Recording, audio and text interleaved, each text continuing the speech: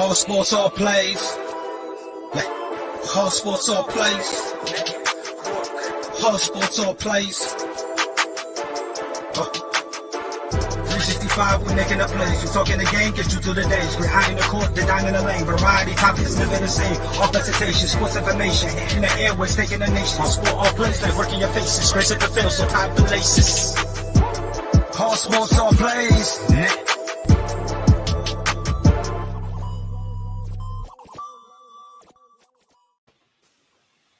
Welcome to the College Breakdown on the A7 Sports All Plays Network. I got my friend Dre Montez with me. How you doing, Dre? What's going on, boss? Are you ready to talk some college football today? Somebody said we got to, so yeah. You got to pay the bill some way. I know that's right. You know, I see you got your orange shirt on, you know. It's actually red. It's, you know, the farther you go up the steps, the more fire you're going to go into. Yeah, he sure did last week for Georgia in the Florida game and TIA Bank Field, you know. You're all right. You're all right about that. So you think the Gators were like hungover? Overwhelmed. I'm gonna call it overwhelmed, if anything. I mean, I think we all get to that point. Some people call it butterflies, somebody call it nervous, somebody call it a man up moment. But at some point, reality hits you in the face, and I think that's what happened to us. You know, we changed after that Alabama game. As close as that game was, and we should have won that game than the Kentucky game. Things changed with the coaching style and the player progression for some reason. And it wasn't anything. We'll find out later on in the offseason, some investigative reporting. But something happened after that Alabama game with that whole team, because that's not the same football team. But Georgia beat the hell out of us.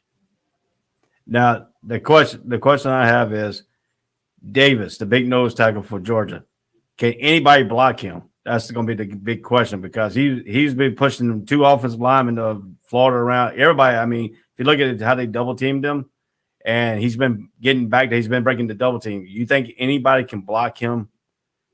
It's going to take a team effort. It's going to take some different type of schemes to get to the backfield or to the quarterback with Georgia, period. I don't know if it means you coming off the edge or double teaming up the middle, making him commit and help someone else out and come on the backside with some slides. But it's not going to be no normal defensive scheme to get at that Georgia offensive line, because they're primed and ready, man. The look in their eye and the way that team is playing, I know they had a little incident. Well, not a little incident. They have a huge team distraction going on right now, and I want to see how they rebuild from that incident that's still a part of this year's football program and a very talented player as well. You're talking about the linebacker, the rape charges coming out with the linebacker. I guess the last name is Adams. Yeah. What I have seen right now, his lawyer has come out and said that they have no evidence on this, no uncountability. So we got to see how the investigation plays out. That's going to be a huge key for Georgia going forward. The question for the day will be for this: did the early college football playoff ranking get it right? I think so. I think they got it right. I mean, there has been no true, other than Georgia, but they still have a little hiccup. I think the second and third game this season where they slowed down a little bit. They weren't as dominant as we thought they would have been. But for all intents and purposes of whether it's the college football playoff picture or when we had the bowl system, whatever it may be, they always get it right when the end comes down to who's playing in the national championship game. And I like this poll they got out. I know Cincinnati is not where they want to be, but this is the system. When you do something new and way out of character, it's not going to be as easy as we would like it to be, because what happened at 2006 or 7 Sugar Bowl with Georgia and Hawaii, no one wants to see that again. No one wants to see that again at all. Well, talking about the college football player rankings, and there it is right there. Just the updated early roll. You talking about Cincinnati. Did Cincinnati really get snubbed because they moved Alabama up to number 2 in the college bowl? I don't think that's what most people are saying. Everyone's, because they did something out of character. They went way out of the boundaries of normal, typical Cincinnati football. We can't blame them that the team got good and took advantage of the opponents and the schedule, the matchups. They paid attention in practice. We're punishing a team for that. I don't look at it that way. Now, if it's a little bit more consistent, Okay, you're trying to build that program, we'll give you a shot. But they're still going to get a good bowl matchup regardless. Yeah. I just looking at some people are saying certain people got snubbed. How about Michigan State with on Walker, the running back? Did they get really snubbed too up in there? Shouldn't he be more up ranking than Alabama since they have no loss? Well, and Michigan they just beat State Michigan. is not going to be as shoe-in as possible because I still think in some kind of ways the NCAA is going to punish them no matter what because it didn't get handled properly. That's my own conspiracy theory with that. Should they be ranked higher because they're undefeated? Yeah, but that's Bama. And Bama does something that Michigan State doesn't do very well. Money. They get a lot of money donation for former players, but I'm talking about bringing money in. That's Bama. And you're not going to – that's Nick Saban as well. I don't see a conspiracy theory with none of these rankings so far. None. They've gotten it right, all of them. Yeah. To me, I think they should have put Lee Cincinnati in the top 5. Top 5? In the top 5, not in the top 6. I mean, they're 8-0. They beat Notre Dame. You know, that's the only thing that everybody is saying, oh, I think this was bogus or BS. There's no way. That's the only quality win that you bring into the table is the Notre Dame game. That's it. Well, if you look at all the college sports going from basketball and all that, they got the tournament. The football playoff is the only one that doesn't really force they have a tournament type deal where every team has an equal opportunity to win a national championship. Do you believe that they need to extend this thing out past 4 teams? No, because now we're getting into the financial ramifications when we do that, because with that, they're going to want more money, these colleges, institutions. And the player commitment is already being challenged in sports right now. Already. From the 1 and done, 2 and done. We don't have that much time. So why extend it if it's not going to benefit the program in the long run? Okay, let me ask you another question. Is it unfair that teams that play in another conference that they don't have the right, choose what? I know Cincinnati's probably going to move out of the American Conference into the, the Big 12. That's coming intimate here in probably the next 2 or 3 years after Texas and Oklahoma leaves. See, everybody's seeing the bigger picture in college sports. It's about money. So what's the best way for my school to make some money and get some money? If we can't get the players, we want to get money. We want in on these TV deals. We want in on these great matchups. It's going to bring more people in our fan base of the visiting crowd because of the team matchup. A lot of teams on that. But I don't want to get to the sense because I play in the East, North, Atlantic, Coastal Carolina region of the Mountain West, and my team goes undefeated. I can't get mad and yell at a prestigious conference and say, yo, I won't in on that. That's unfair. That's unfair throughout sports to me. You just can't do that because now out of the one team in this particular conference, you're seeing the secret of the curve of the financial contributions by you doing this and doing that. I think what college football is going to do is sort of what college basketball did over the years. They're going to give everybody a chance to make some money. Instead of the schedule being already done 4 to 6 years in advance, I think now they may do like a 2-year turnaround to help these schools get some little bit money on their books.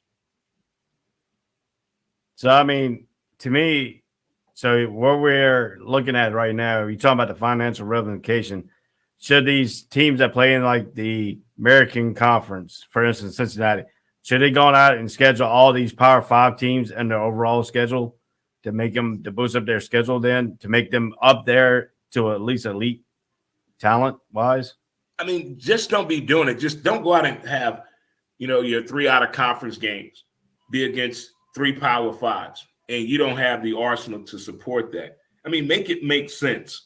You're trying to make money, you're trying to recruit, you're trying to compete, and you're trying to get in a bowl game. All that is going to bring money to the institution and university. We all know that.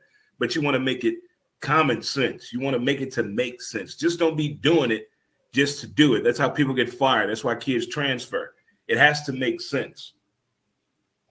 Yeah, I agree in certain accountability wise. I mean, the only big win Cincinnati really had on the book is against Notre Dame at Notre Dame Stadium. I mean, and they took them almost to come from behind to win that game. I understand that to that point. But, it's every dream for every college player to play college football is to win a national championship. And when you only have 14 things and you still have your Ohio State, your Alabama, your Georgia, and, Oregon's up there, Michigan State's up there. You still got Oklahoma at 9-0. You got Wake Forest at 8-0. All combined and play this national championship game. Do you think it's unfair that the SEC could get two teams back into the fray when you have other Power 5 conferences who's got? As a fan of the SEC, I get the people on the outside looking in. This has been going on. The SEC has done this. They get away with this. They bring this to the table. The money is here.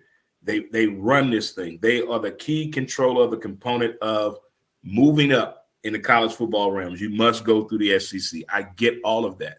But until you beat them, why must we change the system to let everybody else get in? That now you're not being fair to the SEC team. Well, technically, SEC, college football is not being fair to other teams to give them a chance to win the national championship. Like every other team, college players go to, school to win the national championship, but all college players can't go to all prestigious Power 5 schools. They have to go to, some of them have to go to these smaller conference schools to get in, because the SEC and the ACC's already got their, their classification of players. But then you got the other schools, they're trying to compete with these SEC schools, SEC, ACC, and all that. To me, if you're going to set the criteria, when they first started this playoff, they set the criteria. You have to win your conference championship. Now, Alabama didn't win this conference championship that one year. They've still put them in. And then all the other conference has their champions, have got booted out because they put Alabama into the college playoffs. That's when it all started. That when Ohio State and Alabama and all them didn't win their conference title, they still got into the playoffs. But one of the big criteria was when they made it all set up that they was going to look at the college champion, at their conference championship more than they would look at the people that are in second place. And that came false once Alabama didn't win their conference championship. All of that is true, is what you said. But in order to make a change, you have to prove to the prospective college conference that's either going to miss out or come in on this, what this means financially. Because if it doesn't make dollars, it doesn't make sense. It's not going to work at all. College football is not going to experiment with anything that is not going to make them money. And if you take Alabama out of anything when it comes to football, you better make some damn sense out of that and some dollars. You better bring something to the table. Something to the table. But just because Bama don't win their conference championship, that's not enough. That's not enough. Because what Bama is able to do is generate the dollar. And that's what college football is about, money.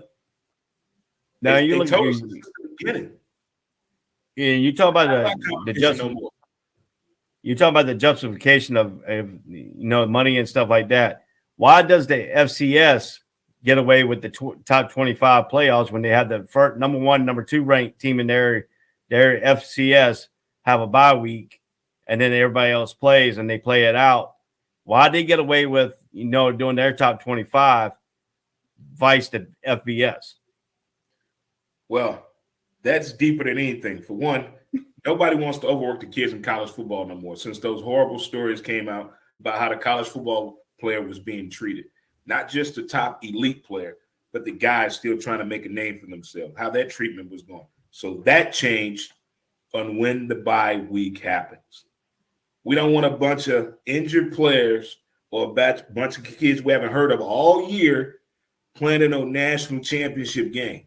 That's not going to happen either. I'm down to change the conference, give everybody a chance. Give everybody a chance in college football. Out of the 112 schools, give them all a chance to win a national championship. Give them all. Give them a shot. And when that happens, you're going to see people get hurt, injured, quit football, and probably life-threatening injury. You have to be – Ithaca State has no business playing Bama. You understand what I'm saying? Yeah, I got you. If Ithaca State goes undefeated and everybody else loses and they get this crazy playoff system going, and Ithaca State ends up playing Alabama in national championship. You trying to tell me you happy about that? That's going to generate dollars. We're going to see the future of football.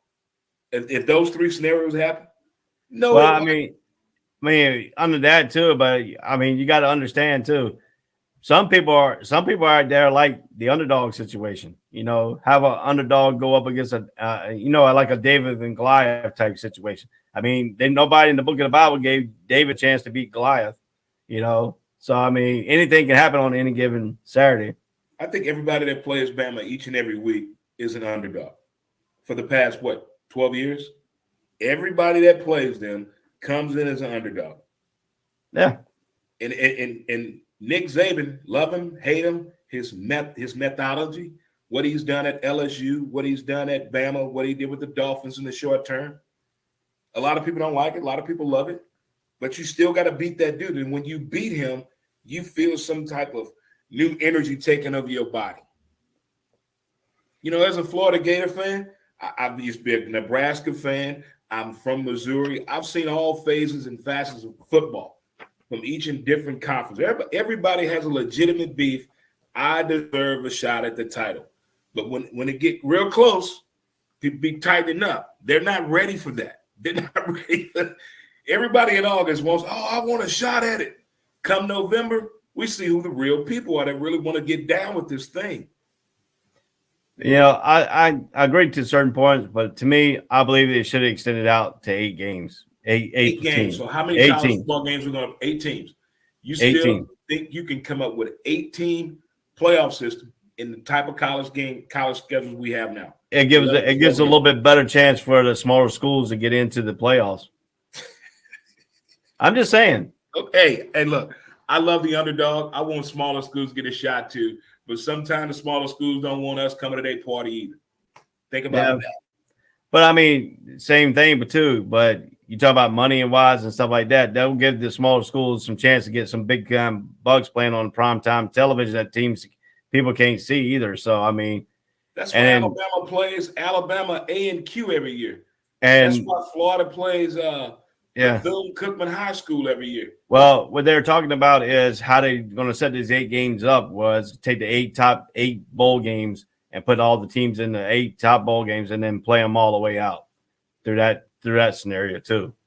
So that will help out some of the bowl games too. The top 8 bowl games will help them out, get some ratings and get some stuff. I mean, because everybody looks at the 4-game playoffs. You got the Sugar Bowl, you got your Orange Bowl. They alternate. The Rose Bowl and the Orange Bowl alternates. Which one's got the titles and stuff like that? So, but then I'll make those people already got their money though. That money's already spent. That money's gone. That money is gone. It's gone. The universities already have that money. The bowl people paid it as soon as they know. Boom, you got your money. Here you go. Here we go. Right. Here we go. But I mean the Orange Bowl. Who was that? Coastal. Who's that now? Like when UCF played in that bowl game, UCF played when Scott Frost was there. They got real high up there, real high. They played Auburn. They had a loss in the Peach Bowl. The same way you're making a point for the Natty right now. They had a loss right now. They lost the game before being deciding what bowl game. If they would have taken care of business, UCF would have played a national championship. Right. That same year. But they dominated. But that was the same year that Auburn beat Alabama. Yeah. Everybody, but it's this weekend. November is when you know if you for real or not. And it happened. That was the crazy weekend in sports. Yeah. Everybody that should have won lost. Right. And then UCF kicked Auburn's butt in the Peach Bowl. Yeah. But if UCF would have won that game that they lost, and if Auburn wouldn't have beat Bama, them two would have played for the national championship. Yeah. I mean, we can see that. Well, we can see. I mean, it's either way, either door. And everybody's not going to be happy. I mean, that's just going to be a point blank. I mean, nobody's going to be happy in sports. And I don't care if you winning or losing. There's somebody that's going to have something negative to say, whether they're winning or losing. And now we're seeing how this money has been going throughout college sports across not just football, but all of it. We have seen it's a little bit too late for give them the imaging permission throughout collegiate sports, but damn, It's about damn time. But far as the universities making money off college sports, when we finally now all saw the pictures, the headline, the documentaries, the 30 for 30, all of them were like, wow, blown away. But we knew that, though. We knew there was money being made like that. True. All right, let's move on to out of that. Let's talk about Gary Patterson out of TCU after 20 years. 181 and 79? Is that it? Yeah, something like 79, 21 seasons? Yeah, 20 seasons. 20 years. Hey, that had to be behind the scenes, mutual understanding. Let's just go out.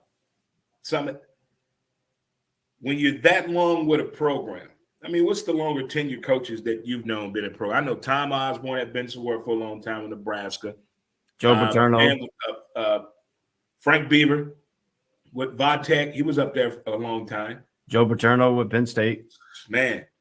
But when it's so hard in college sports because of the good old boys boosters to give you the money, they're so caught up in the old, it's so hard to make that transition.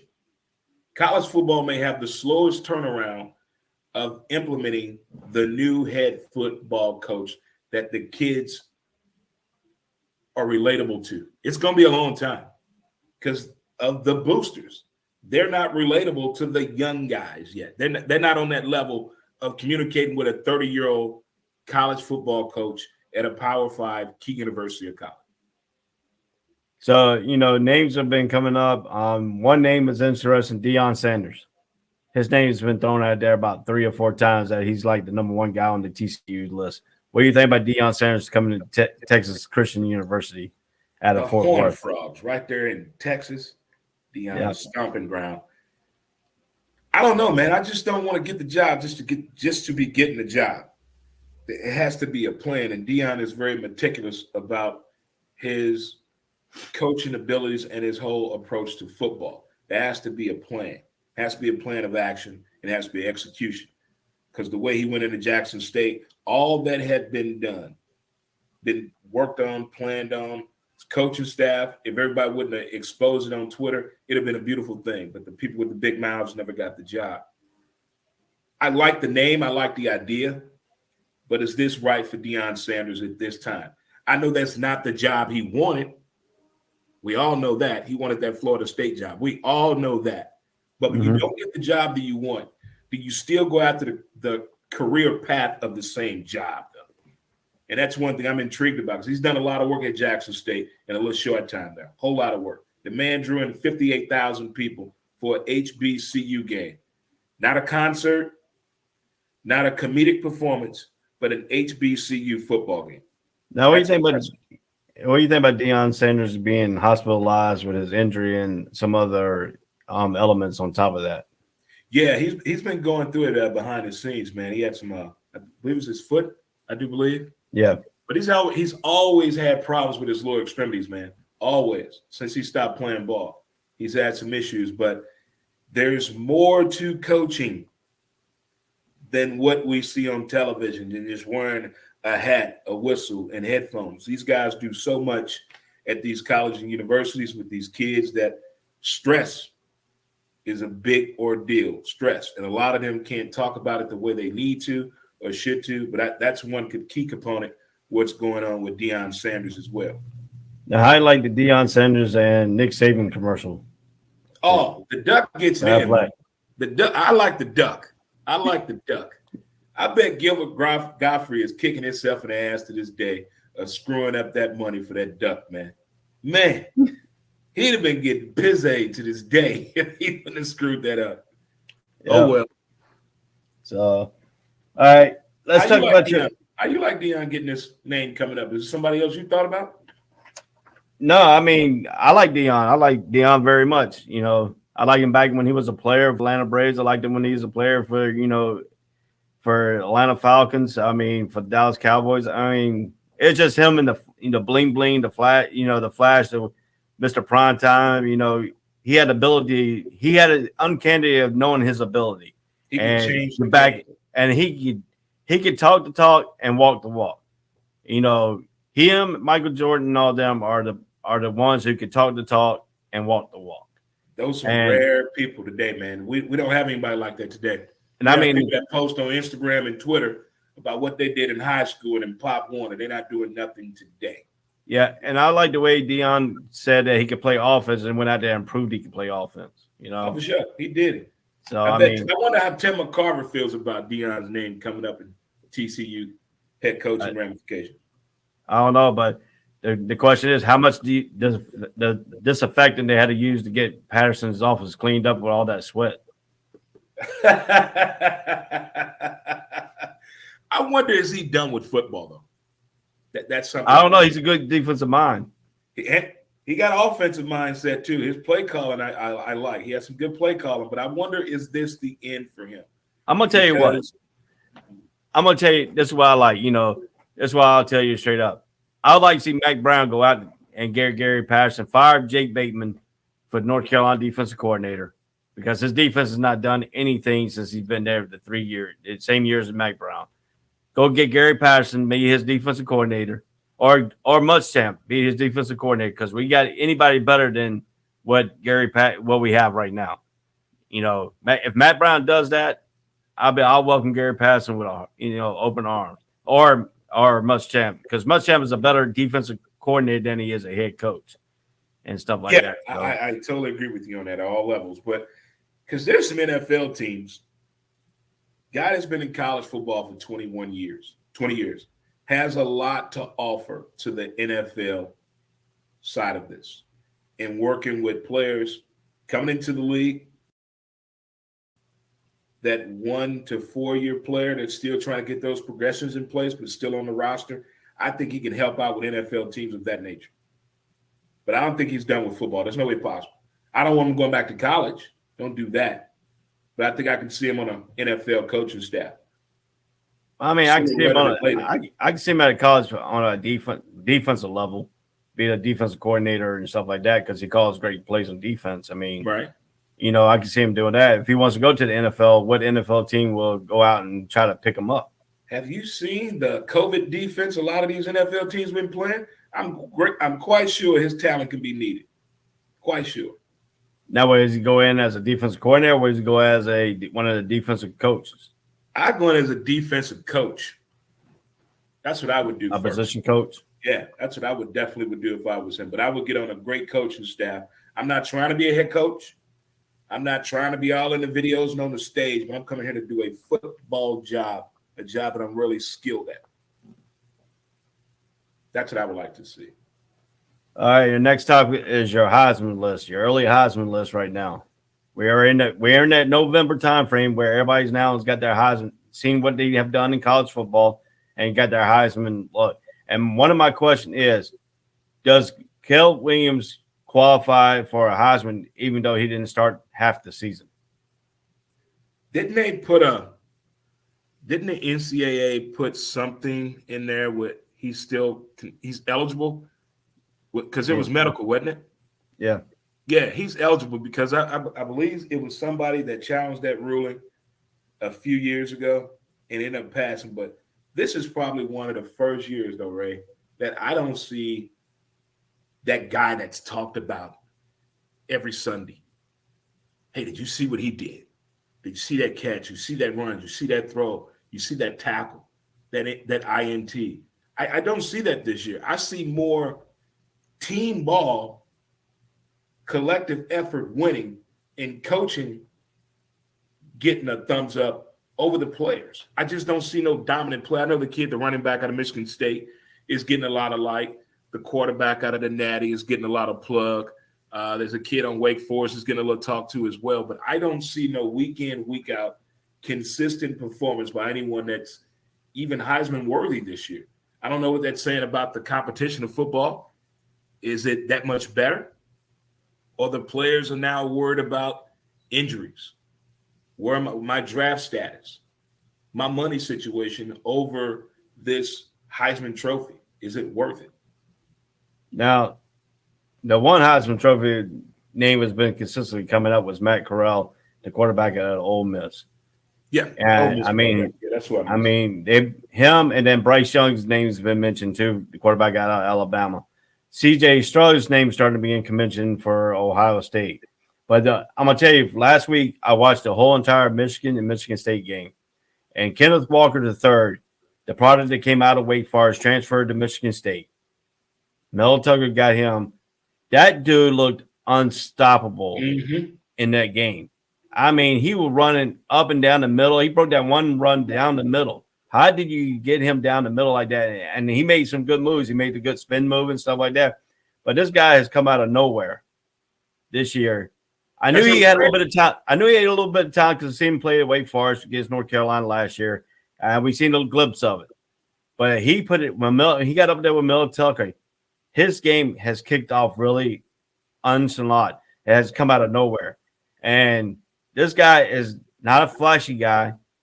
He doesn't go out and, make it all about him and do all these celebrations. He gives his team high fives and he goes back to the sideline. Then he gets ready for the next play, the next series. So do you think Kenneth Walker right now can win this Heisman Trophy for Michigan State? What I've seen on him of the two to three highlight reels that I've watched, I like his run ability. Kind of remind me of a young Joe Morris back in the day with the New York Football Giants. The way he's elusive, going between the tackles, that middle run that you put on there. Not a lot of running backs on the collegiate level could run a play like that the way he did. So I like that. But, yeah, I could see him being one of those names being mentioned after this weekend. So I'm going to give you a list of 5 names. I'm going to give you a list of 1, 2, 3, 4, 5, 6, 7, 8.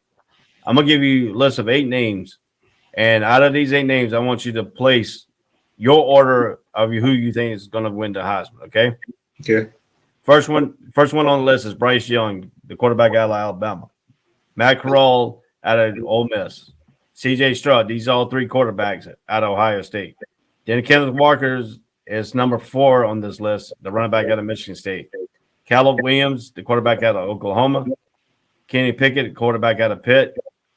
Trayvon Henderson, the running back out of Ohio State. And Desmond Ryder, the quarterback out of Cincinnati. So which one, out of all those candidates, which one is your lead?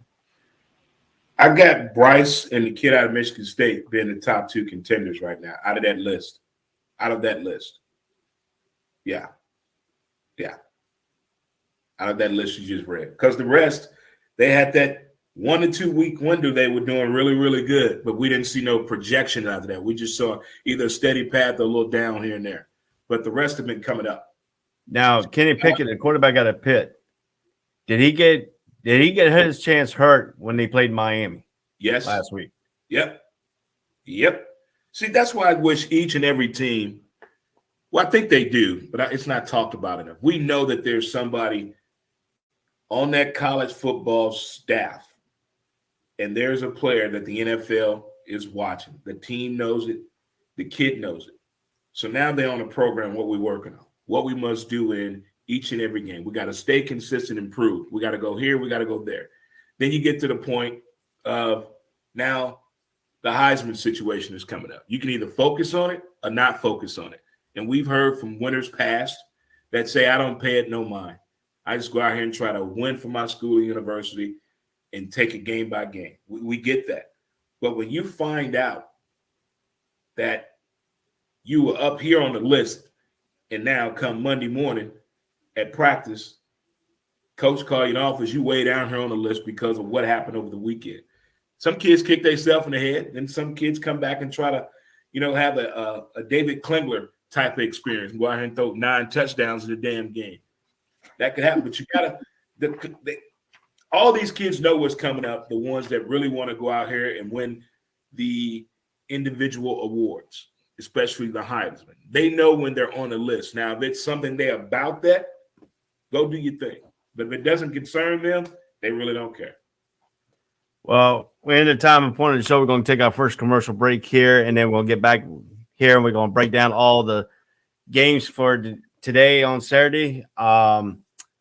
So we'll be right back. This is Ray Dre. We're going to take a commercial break, and we'll be right back.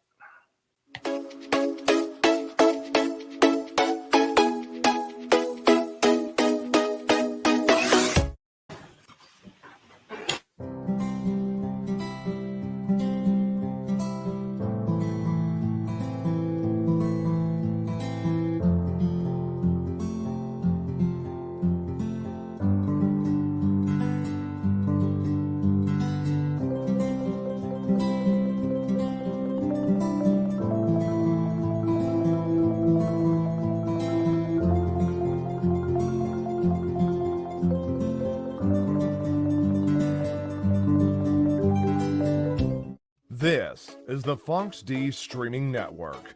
Register to come on our channel at foxdnetwork.com. Welcome back to the All Sports All Place College Breakdown. Today's show has been taped due to the fact that I had some pre-engagement on Saturday. So this is a tape show that you're watching here. We're breaking down the Saturday college football game. That's why you haven't seen any comments coming in. That's why you haven't seen the Friday night scores. Was taped on Friday, November 5th for November 6th game. So we're going to get started breaking down our Saturday games and bring Dre back into it here. So we're back here off a commercial break. So we're going to break down these college games. And before we do, we got to get our annual, our pick 'em out of the way here of this day. So last week, what do you think about your picks from last week? How do you think you did?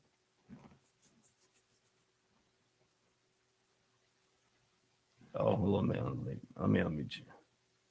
Sorry about that. I had you mute. So what do you think, Jay? I think I did pretty good last week. You think you did pretty good?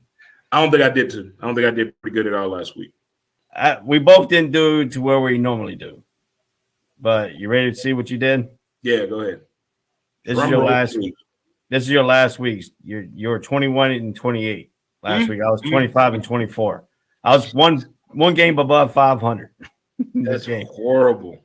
So, Dre, overall, out of 260 games that we have picked so far this year, your record is 149 to 111. My record is 160 to 100.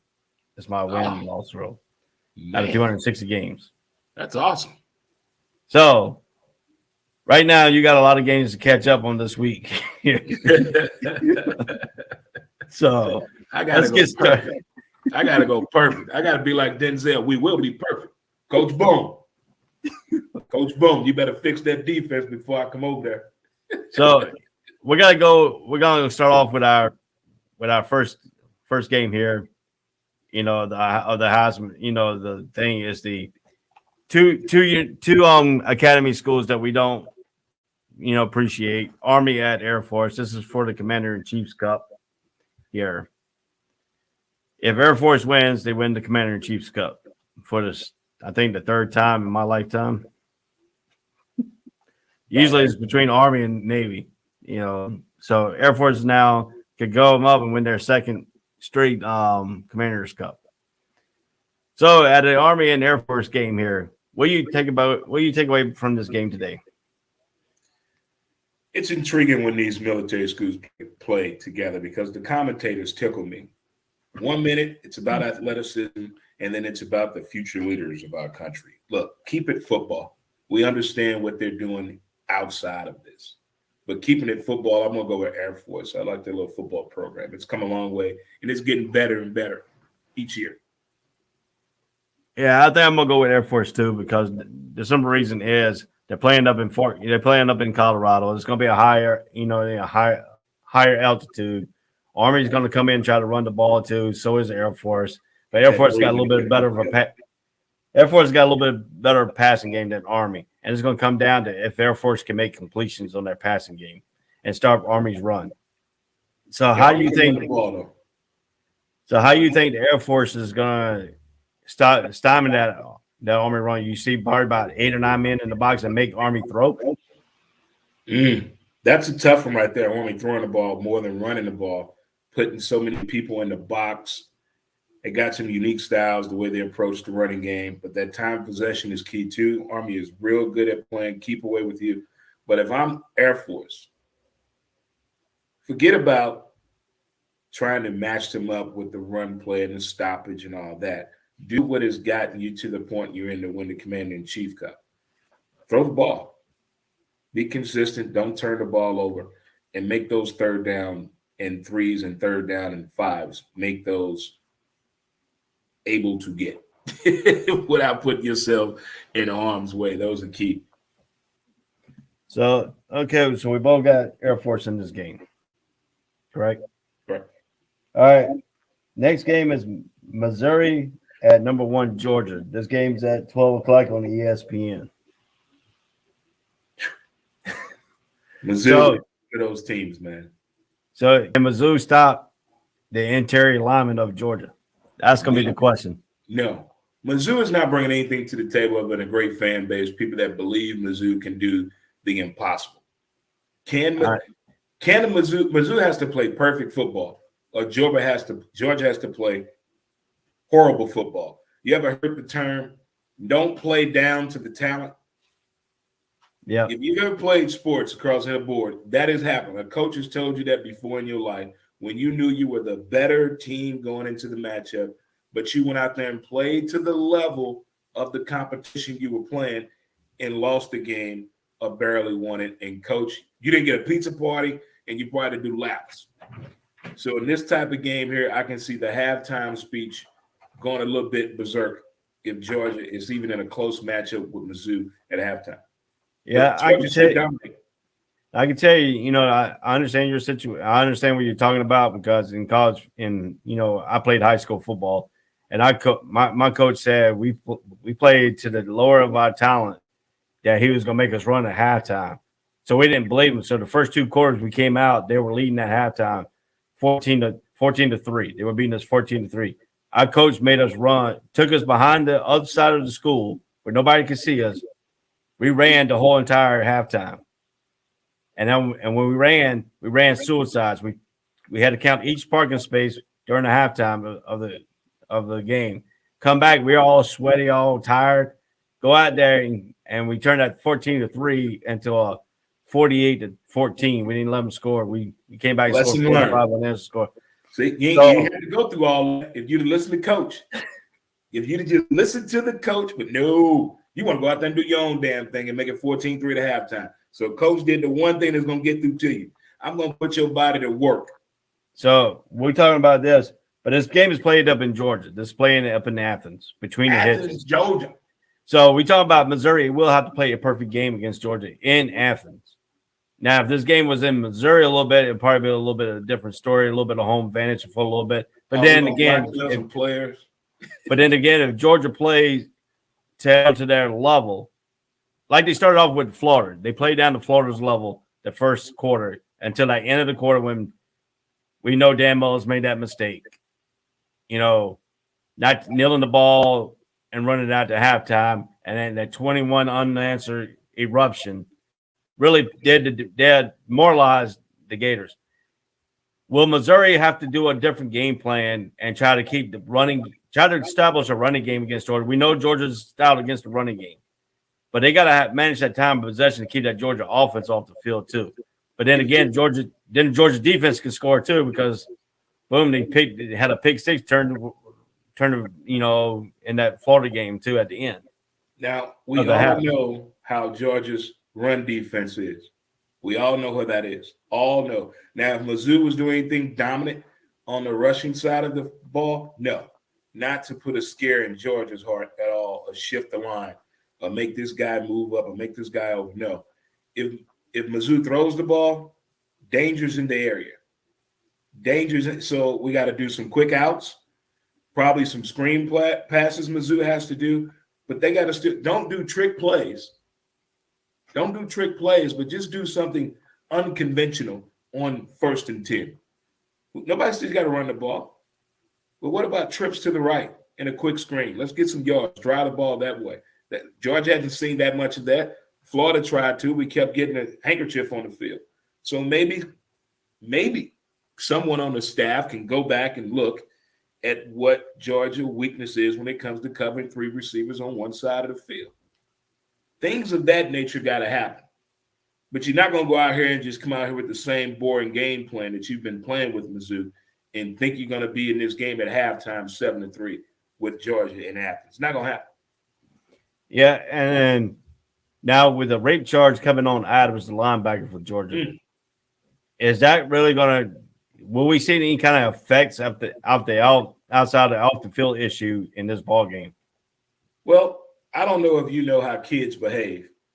They don't forget anything, so I don't put nothing past a college football player from Mizzou side to say something about this about their player because he's friends with somebody on Georgia's team who's playing in that game who probably need his homeboy there to give him that inspiration. He's been an inspirational part of the team for what I understand. Don't know nothing about the kid, but this is a serious allegation considering what has happened in college sports, what we know about, what we didn't know about, and what's starting to come to light from things that's happened as late as 2006 and 7. So this is a very, very serious allegation. But I don't think it's going to make Georgia play a 7-3 halftime game. But I'm looking for some little beefing going on. Somebody go say something about this case on that field. That's for sure going to happen. That's just how kids are. Yeah, I'm gonna be if somebody really says that on the field to them, that big old Davis dude is gonna probably take it to offense, and I feel sorry for the center. Kid can say so. Where your raping teammate at today? Where he at? Somebody can say something like that. Yeah, that's all I'm saying. Somebody's going to say something. Yeah, if somebody says something, then you got that big old nose tackle for Georgia and get him pissed off. That's gonna be bad for the center and the nose tackle. They throw players out of college faster than they do in the NFL. Got to go locker room. So who you got in this game? Georgia. If Mizzou wins, good for them. Good for the program. I'm taking Georgia for that. We got number 5, Ohio State and Nebraska. This game is at 12 o'clock at Memorial Stadium in Lincoln, Nebraska. Game is going to be on Fox Sports. Ohio State comes in at 7-1. Nebraska comes in at 3-6. What do we look at the outtake of this Nebraska and Ohio State game? Will this be much of a game, even though it is in Lincoln, Nebraska? Probably going to be a sellout crowd. They always sell out, no matter what the record is. I hate to sound like a broken record, but we've said this all year about Scott Frost and the Nebraska Cornhuskers. They need this win.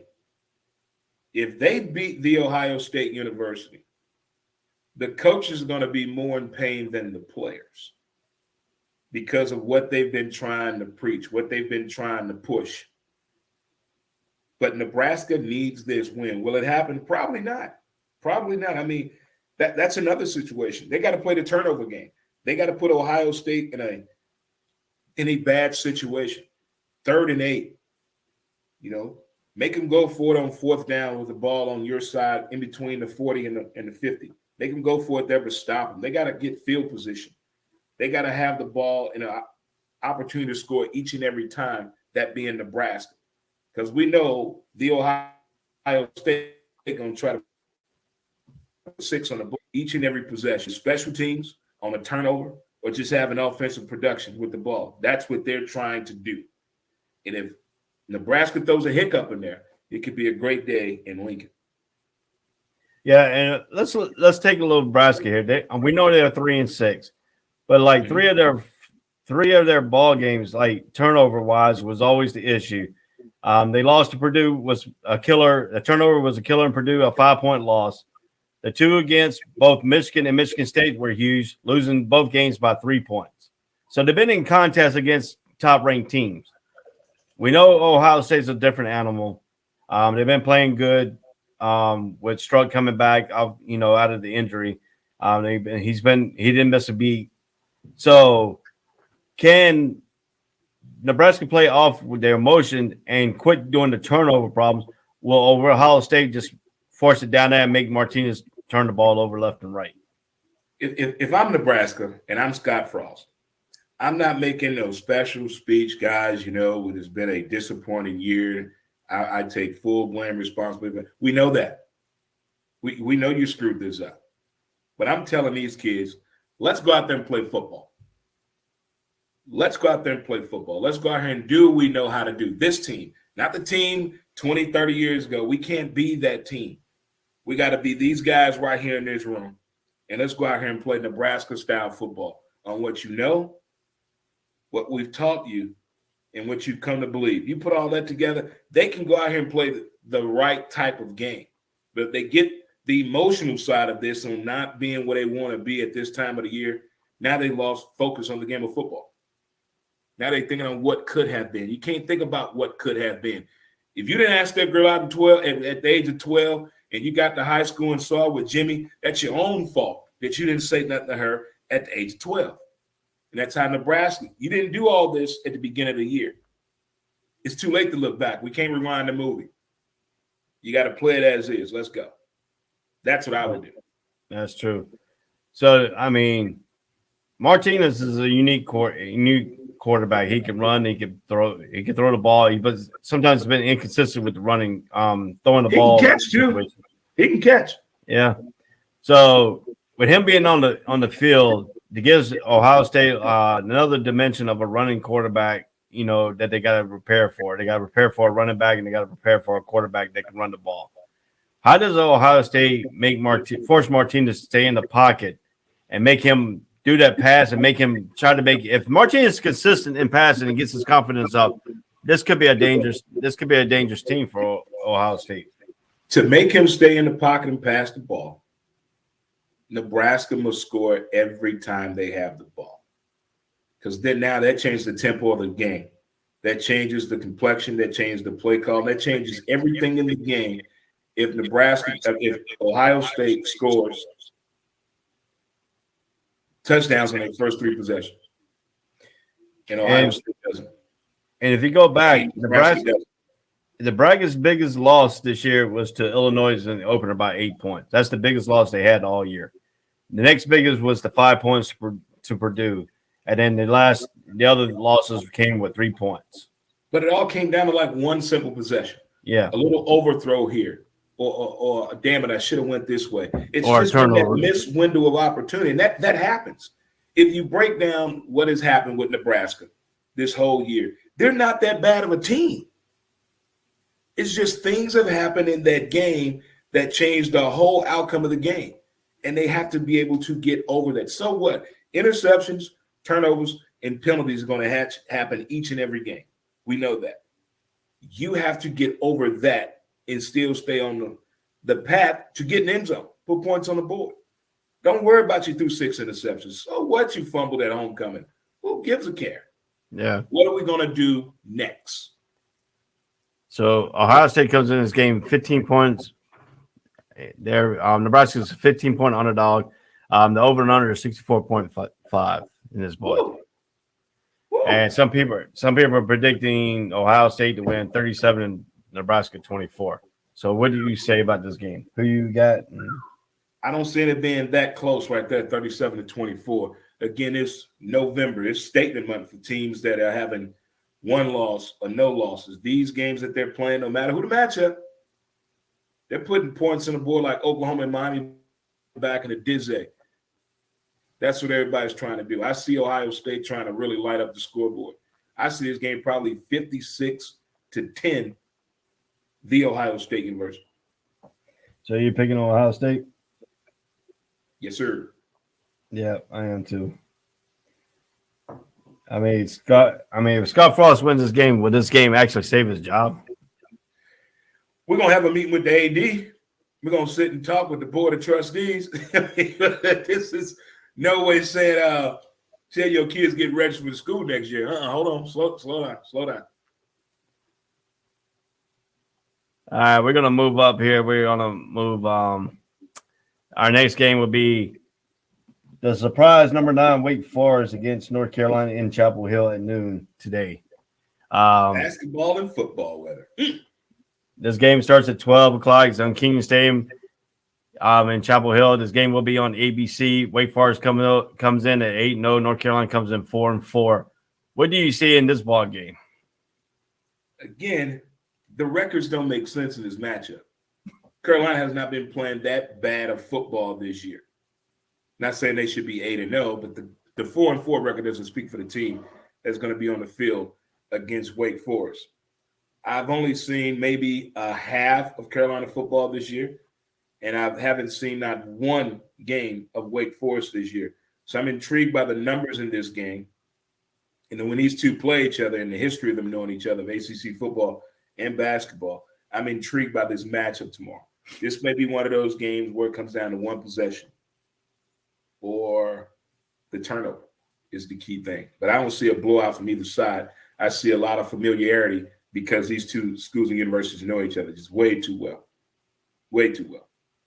All right. Wake Forest comes in with 500 yards and 44 points per game, among the best in the nation. Turnover margin, total offense, third down conversion, scoring downfield passing, pass rush. We know North Carolina's got a good corner in Grimes that will take part one of the wide receivers away. I mean, he's done it all season long. Nobody's really tested him out, but that's how good he is.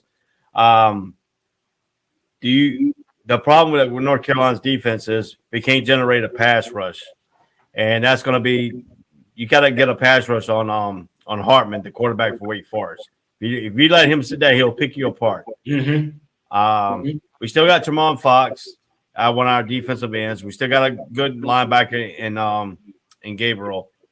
So to me, the interior lineman's got to be the thing. And what Bateman's defense is like a don't bend, don't break defense. And sometimes it has broken. You know, like games against Florida State this year, they broke because they let a running quarterback beat them. Hartman's a running quarterback. North Carolina has a problem with the hard, running back, running quarterbacks. They have a hard time with. I don't know why. If they're a stand-up pocket passers, they do pretty good. You can see the game against Miami. The quarterback stayed in the pocket. They really hounded them, and that's what Bateman's defense is set up for. But it's not against a good running thing. Now, Right. we know the offensive history of Sam Howell. He's been good quarterback for Carolina. He's like one of the main focal points.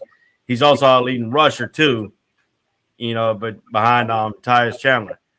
We have a good wide receiver in Downs, who's been the thing. Now, if they take Downs away, we have now had some of the fullback linebackers that stepped up, and we had another wide receiver step up in the last few games. So we're peaking at the right time for North Carolina's offense with the young players, all the talents we lost last year. We lost over 4,000 yards of total offense last year in our running back game, and we lost almost 2,000 yards we lost about 6,000 yards in our, offensive side, and they had to build back up. So, I mean, the offensive line has played bad in some games and it's played good in some games. So we got to get more consistent on offensive line to play Wake Forest. But do you think North Carolina will have a chance when it comes to the fourth quarter if they can keep Wake Forest off the scoreboard? Weather must be a key tomorrow for that to happen. But again, the conference matchups, the Duke and the Carolinas and the Florida States and the Wake Forest and the Miami, when they all get together, it's interesting. Whether who's the dominant team coming into this, who has the better numbers coming into this, when the game is played, usually by halftime, we're questioning like, wow, I didn't see this coming from the team. Or I thought I was going to see this. And that's what I'm looking forward to. I want to really see something explosive from Wake Forest. But a lot has to happen with with Carolina.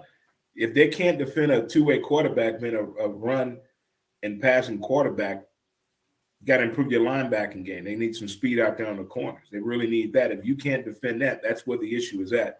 And if the team is able to capitalize on that, that's going to be a long day for anybody that can't stop a running quarterback at all. But again, this game scares me because they know each other way too well, just way too well. Yeah, the only problem that really hurts North Carolina too is that slow mesh that Wake Forest run. They run that quarterback will hold that ball in that belly and run it down, and it's a real slow mesh, slow pace before they give it to the running back or he pulls it and throws an RPO on you. Mm-hmm. That's what gives North Carolina a hard time against Wake Forest and Clawson's in his offensive scheme. I mean, it's a good offensive scheme, don't get me wrong, because that slow mesh point, you don't know when he's going to pull it out or if he's going to actually hand it to the running back or he pulls it out and runs it himself. So, I mean, that's how that slow mesh point runs. I mean, you see some college teams are starting to run that slow mesh point. Yeah, because if you can take advantage of it again, if the opposing team linebacking core is not that good, they're going to have a field day. You got to have somebody with some IQ and some lateral speed to understand that whole running quarterback and able to read the RPO or not. And there's got to be some communication with the line and the people behind you as well. That takes a lot of teamwork. So it's probably going to be some juniors and seniors that can probably take advantage of that, who's trying to make a name for themselves, who really you don't see that much, but maybe this could be a breakout game for someone that has those little hit numbers that nobody has paid attention to until a matchup like this comes along. And the key point for North Carolina, and this has been the key point for all season for North Carolina, is if North Carolina can get over 200 yards rushing, they haven't lost a game. If they under 200, they have lost three games this season.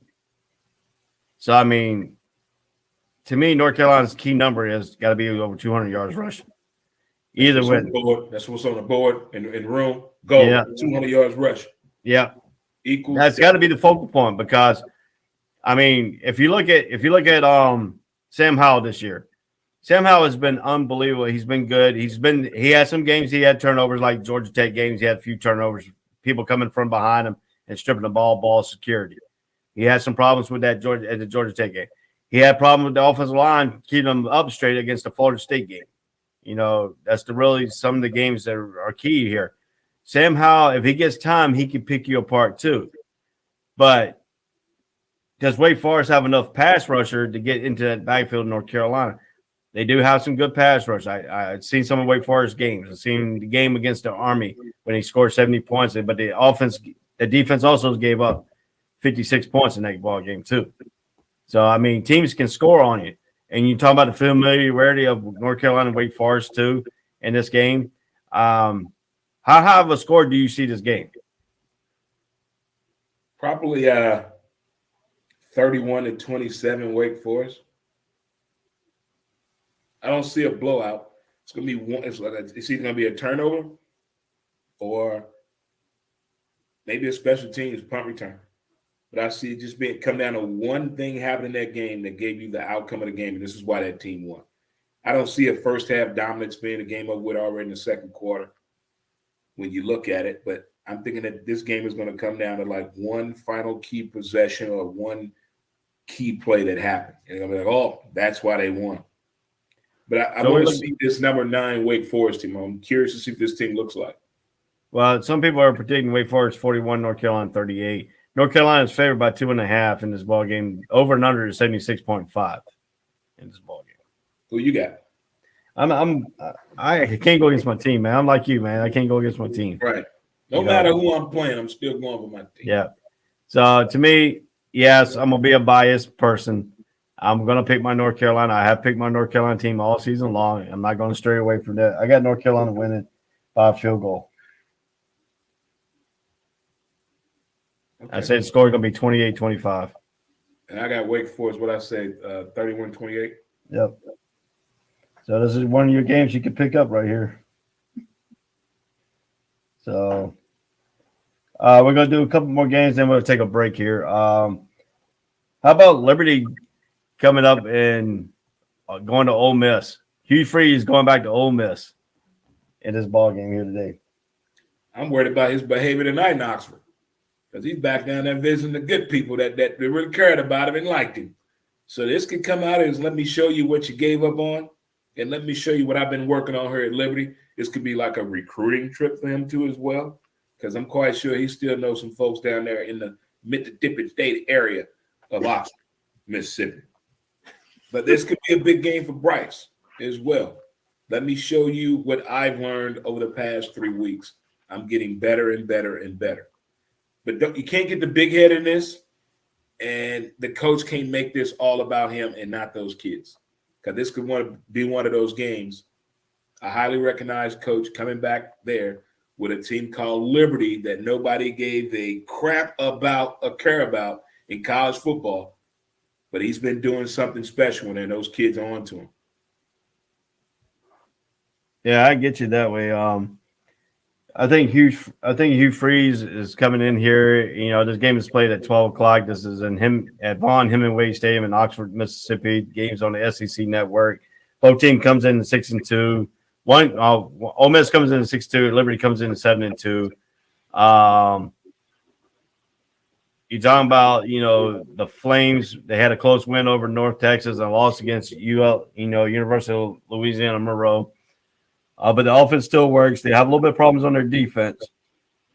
And if Corral don't go in this ball game, because he has a few injuries here with his ankles and stuff, is this really going to be a problem for Ole Miss?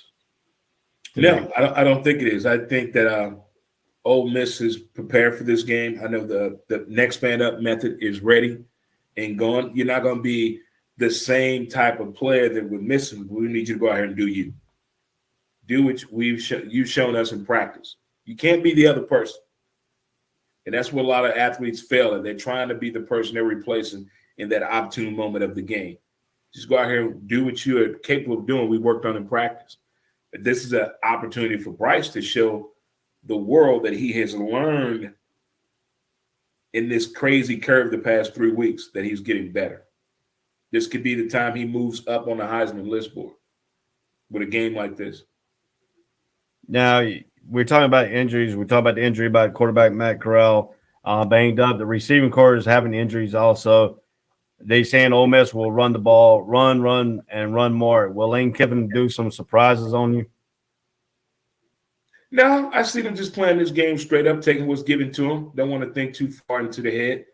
You know, everybody's trying to get into a bowl conversation or get in a key point and move up in the college football projections or place your name on the Heisman list. This is the weekend everybody's trying to do that and not lose, not play safety football, because the NCAA hates when teams do that. In history's past, when you go out here playing it safe, other than going out here dominating the game, it does not come back and reward you the way you think it is.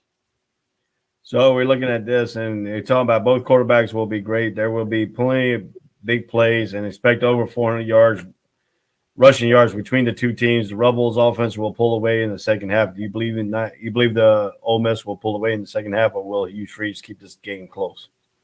I think the second half is a key part of the game. I think the excitement, the nervousness on Hugh Freeze and his players, I'm quite sure his players knows that he's coming back to where he used to be. I'm quite sure he's told them the stories, the good and the bad, and what he wants to accomplish out of this return to Oxford visit. So the first half, they get the nervousness out the way. I think they both going to be playing a different style of the game. I definitely think the third quarter is going to be the turning point where Ole Miss just puts his foot on the gas and takes over this game. Now, we know the history of the Liberty offensive line, the five linemen. The quarterback's been sacked being sacked so many times. We know the Ole Miss defense has got good defensive players on there. Is that going to be a huge problem for Liberty to control the defensive line for Ole Miss? No, because like I say, it's going to be high-powered on the run side as well as the passing game. The passing game is not running. I see the trickery coming out of doing more trick plays with the running the ball. Liberty's going to do. I see that. But they're not just going to take away the pass and the run. They're not going to be able to do that. It's going to be one or the other. And I can see them really stopping the passing game of Liberty over the rushing game. Now, we're talking about all this stuff about Hugh Freeze coming back to Oxford, Mississippi. We're talking about the big capabilities here of Ole Miss and Matt Corral if he can play. Would this be a game that they could really sit him down and have the backup quarterback play this game since they're playing Liberty?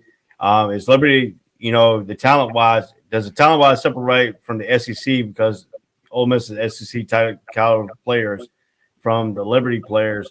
But as we know as Hugh Freeze has been a great recruiter. So will the talent be so far apart from each other, like normally a big school is from a small school?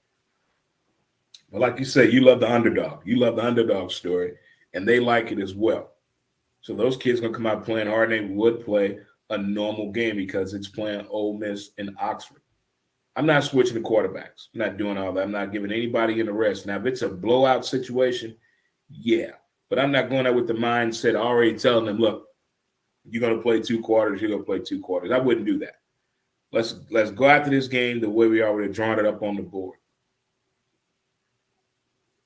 Now, we're talking about a situation with Hugh Freeze and coming back to Oxford and stuff. Kiffin wasn't there in Oxford when Hugh Freeze left and all that. Kiffin just came in this year. Last year. He came in last year. So he knows the history between Hugh Freeze and Ole Miss. But who do you think is a better coach, Kiffin or Hugh Freeze? Hugh Freeze. He was definitely a better coach. I mean, Kiffin has had to go through so much to prove that he can coach football, if you know what I'm saying. It's too much drama behind the scenes. Look, we know who your dad is. We understand your upbringing. We understand what you're trying to do and implement. But it's just been so much about you other than the program and the players. And I'm way beyond when coaches think their name is on the ticket or on the marquee. It's not. And he's one of those coaches need to get over the hump. See, that's another reason that it's harder for younger coaches to get in the door due to the likes of the Kiffin. Due to him. He's doing way too much. And nobody wants all of that. That's way too much. You're here to win, recruit, and boost. That's it. That's it. But give me Hugh any day. Yeah. So we're talking about that, he's a better coach and stuff like that. Ole Miss comes in a 9-point favorite in this game. 67.5 is the over and under. Some people are saying Ole Miss is going to win 38-27. What is your prediction in this ball game? 38-20. That's a little bit too close for my blood. Liberty, that's a lot of points for them. I like that 38. I go 38-14. 38-14. Ole Miss. Ole Miss. Them Rebels. Well, I'm going to give you another game to be picked up here on this one. I'm going for the underdog in this one. I think Liberty is going to come in. I think Hugh Freeze is a better coach than Lane Kiffin. I think Hugh Freeze is going to have his team prepared. I think he's going to throw some kind of trick play in this game that is going to score him some points and it's going to give him some confidence. I mean, if Liberty stays in past halftime, this gives Liberty confidence to go out in the third and fourth quarter and pull an upset. I got Liberty in a close one, 28-25. All right, so number 20, Minnesota. Illinois is going to Minnesota at number 20. Who do you have in this ball game? Minnesota's number 20? Yep. Illinois program is atrocious. Give me Minnesota. I can't watch Illinois football. They ruined that program, and they ruined that since Jeff George left Illinois. They haven't done nothing. Diddly poo squat. They've had some great recruits come through that door. Nothing. Don't know what happened to them. Maybe a little potential on a Sunday. But the talent that they had in there, they've ruined it. I don't know how does the whole program keep doing that. I mean, the way the Illinois played against Penn State, and they had to go to 9 overtimes to beat Penn State, and the way they did that game, I watched that game. I mean, Penn State just didn't look like Penn State football at the time. Right. They played down to that level. And to me, I think Minnesota, the key element is going to be that really, really cold air in Minnesota. They play in the open air, not a dome stadium. They play in the open air stadium. I think the cold is going to be too much for Illinois. I think Minnesota's going to win this ball game. Can Pitt rebound against Duke today? Can Pitt rebound against Duke? You would think, but Duke is pretty nasty on defense, man. They're pretty nasty on defense. I mean, I know everybody think Duke as a basketball and all that and soccer and lacrosse team, but that football team gets pretty nasty and stingy too with the ball and the way they can go out here and attack an offense that wants to take advantage of the name of Duke, but forget these guys can play the X's and O's as well. But Pitt needs this game, and I think Pitt's going to beat Duke. This game is going to be played at 12 o'clock at Wallace Wade Stadium on the ACC network. Pitt comes in at 6-2. Duke comes in at 3-5. Duke have now lost, I think, 5 in a row. Keep rolling. Let's keep it going. Yeah, let's rule another one, Coach. So, is Dave Clifford on the hot seat at Duke University right now? No, not yet. I mean, let's be honest. If you're a Duke football coach, the head coach, you have more of a window of failure than opportunity, if that makes sense for you. You're not on no hot seat. They're looking for the small, little accolades to come through this program. Okay, if you beat one of our rivals once every 4 years but do it all, you're going to be a legend in this town. A legend. If Duke wanted to win, Duke has the money. They have the money to go out there and get anybody they want. Everybody knows Duke got some money. but that's not about Duke. They're not there to push and promote the football program. They win, they win. Oh, well, football team won yesterday. Oh, no kidding. Now, that basketball program and the other sports activities, that's a different program. Different program. But no, I don't see the hot seat coming for the coach in the original question. I do not. Well, we'll talk about basketball when basketball season starts and when we cross over and stuff like that. But let's kick with football right now. So Kenny Pickett, you think he's gonna have a monstrous day against Duke today? Yes, I do. Field day. Madness.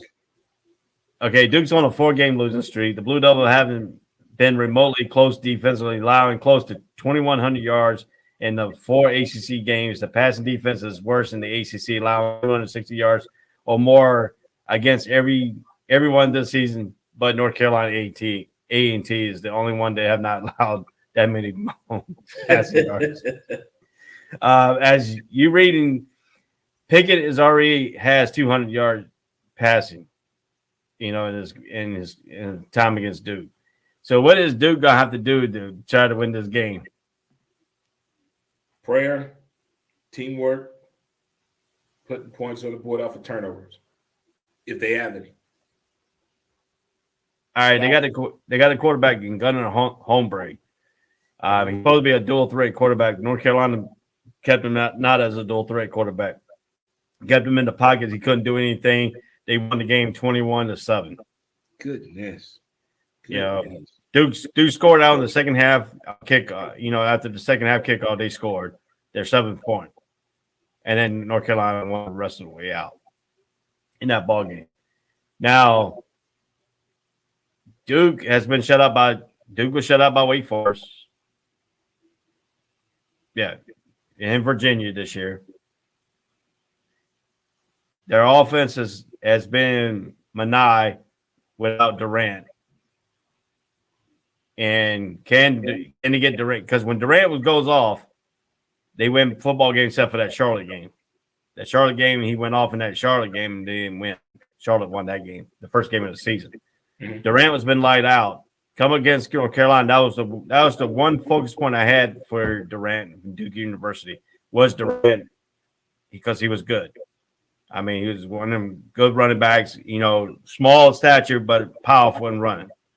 And he gives you these big games. So that's one thing I was worried about that Duke Carolina game. They really had the first few plays, he went off and then got injured, and then he was never the same after that. And he hadn't been the same since. And Pitt's defense don't allow the run and stuff. But what they did with against Miami, the running back in Knight, what does Duke have to get Morant doing? Duke has to get that running game going. Will Pitt allow Duke get that running game going? They're going to know they're trying to come in and do that, so they're going to try to stop the games. They're putting more people in the box, or they're stretching them out on the run to extend the running play.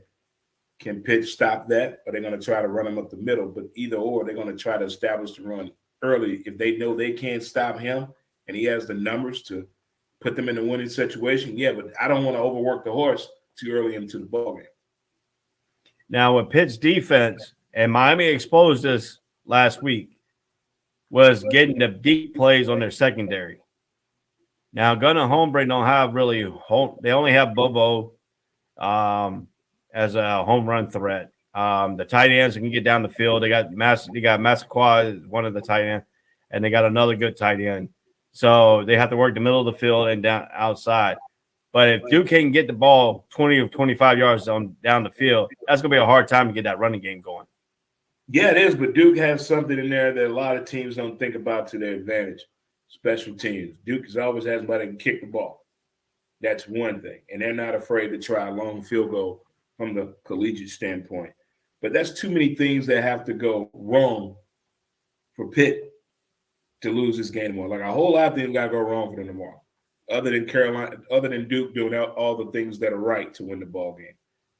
Because Pitt is so highly favored, and considering Duke coming in off this losing streak, I see Pitt just going down and attacking this game, putting this game out of reach early in the first half. Now, I've been reading some articles here, getting prepared my notes here, and one thing stood out in one of the articles was Duke has to be at least a +2 in turnover margin, but it only did that once this year and still almost lost the game to Northwestern. Mm-hmm. So is that a fair statement for Duke? They have to be a +2 in the turnover. They got to force some turnovers. They do, but if it makes no sense if you get a pick or a fumble or whatever it may be if you're not putting points on the board.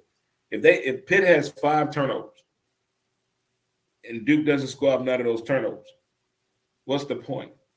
They're going to lose the game for sure. So right now they have Pitt +21. The 64.5 is the over and under. People are predicting Pitt to win 44-20. Nah. What is your prediction? I got Pitt winning this one 23-13. 23-13. I got Pitt at least getting 30 points and Duke getting at least 10. 30-10. Okay. And we both picked Pitt. Yeah, we both picked Duke and we both picked Pitt in that game. The only games where different are the Wake Forest in North Carolina and the Liberty and Ole Miss game so far. So you got at least 2 games you can get on me. So we'll get back here. We're going to take another commercial break here, and we're going to get back, and we'll start picking some of the games up, and then we'll have more breakdowns of a few more games here left on the All Sports, All Plays College Breakdown Show. We'll be right back. I'm Ray and Dre, so we'll be right back after these commercials.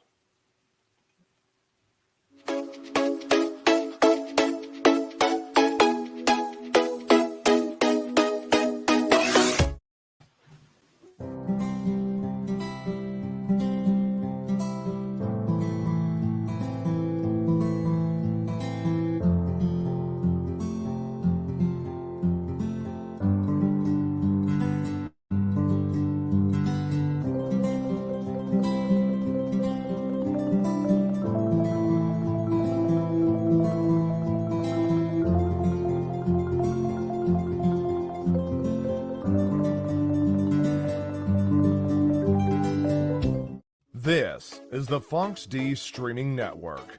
Register to come on our channel at foxdnetwork.com. Welcome. Oops. Welcome back to the All Sports, All Plays College Breakdown Show on Saturday. This is a Friday taping of the show. I have some commitments that have to come up on Saturday, so we had to tape the show on Friday. So that's why you didn't see the Friday scores on the tickler. So I'm going to bring back my co-host and Dre. Welcome back, Dre, from the commercial. We got a lot of breakdowns to go here. We got a lot of games this week. They broke some of the games down, but we still have a lot for Saturday here. So we're going to run down quickly. This is a 12 o'clock game. We have Louisiana Tech and UAB. Who you have in this ball game?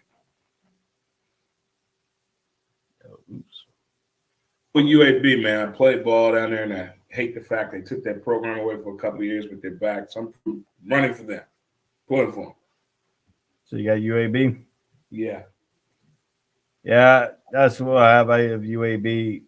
This could be a close game than what people think too in Louisiana Tech in their ability.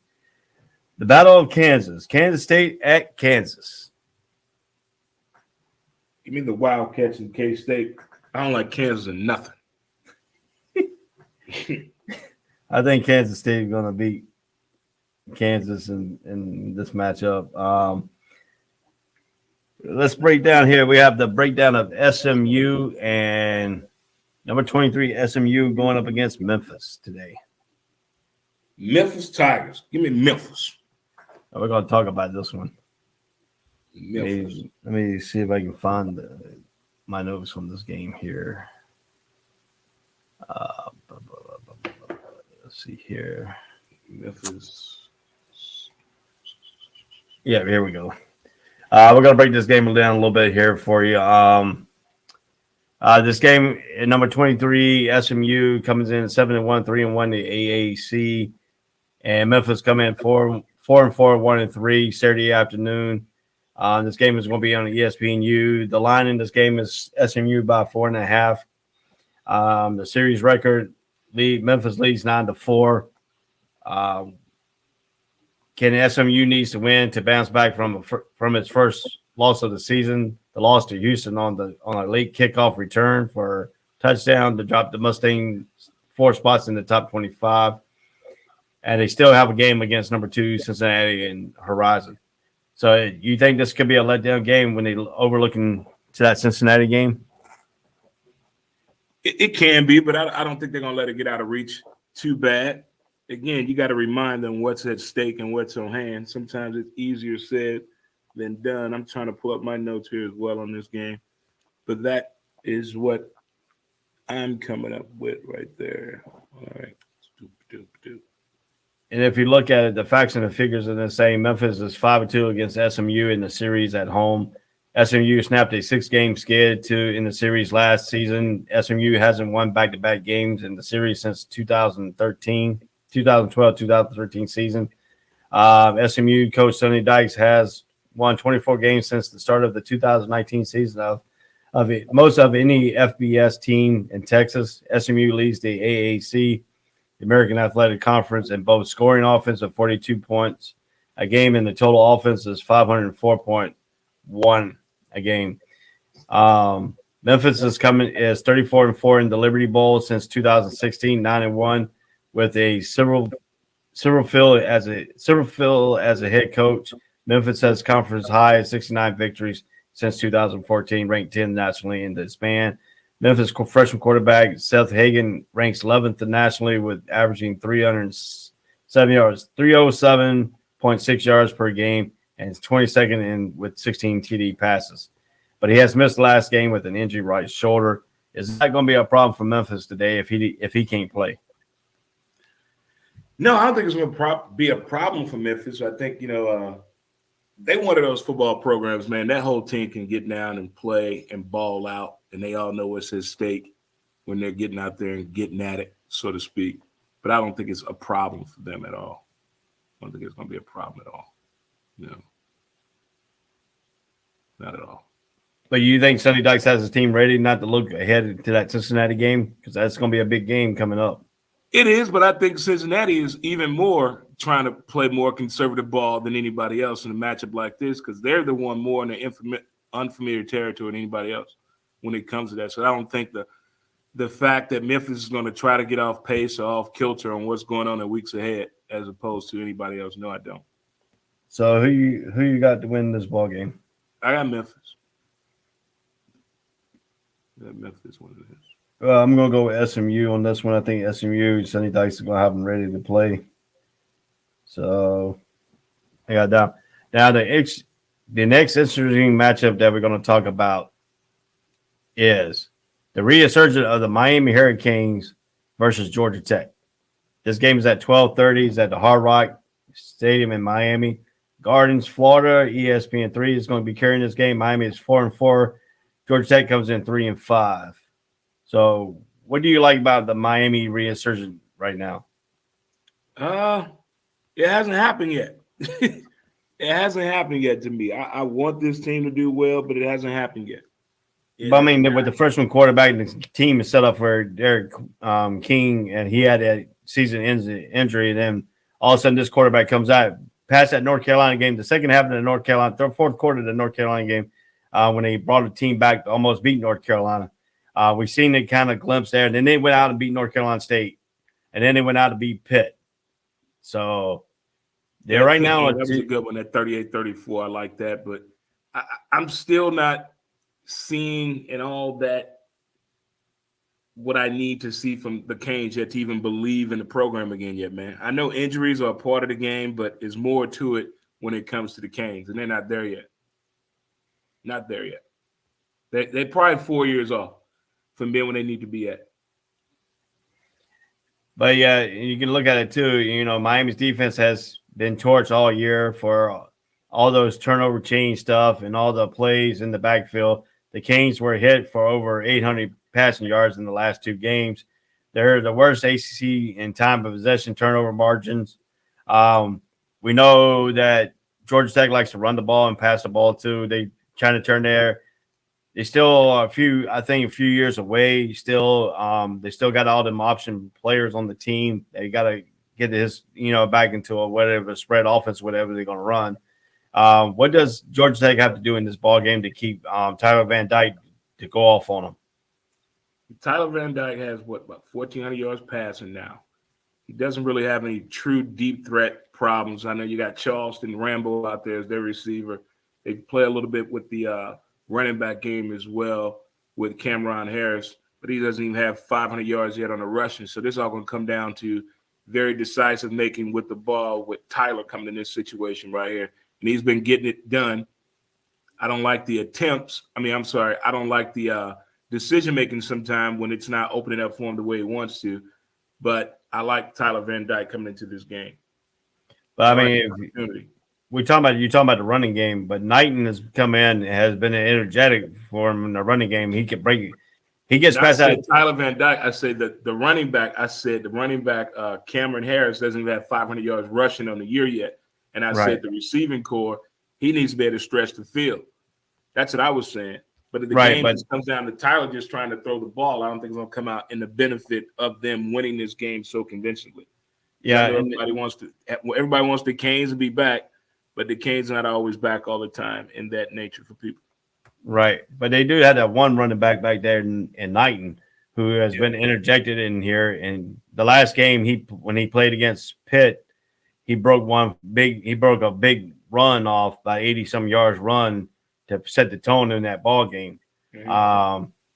What does Georgia Tech's offense have to do in Sims and the two quarterbacks they have playing?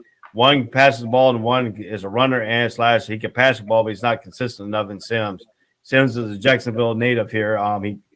When he played high school ball, he ran most of the time. He never really passed the ball that much for Sandalwood.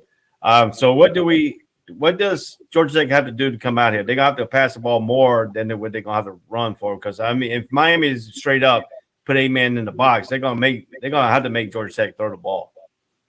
But Miami gives up big plays in the secondary and immature play with pass interference on plays like that of that nature. So the opportunity is there on the corners as well as down the middle and in the slot receiver position. So there's a lot of things that can be done on the Georgia Tech side of the ball, the passing game with a two-headed monster quarterback.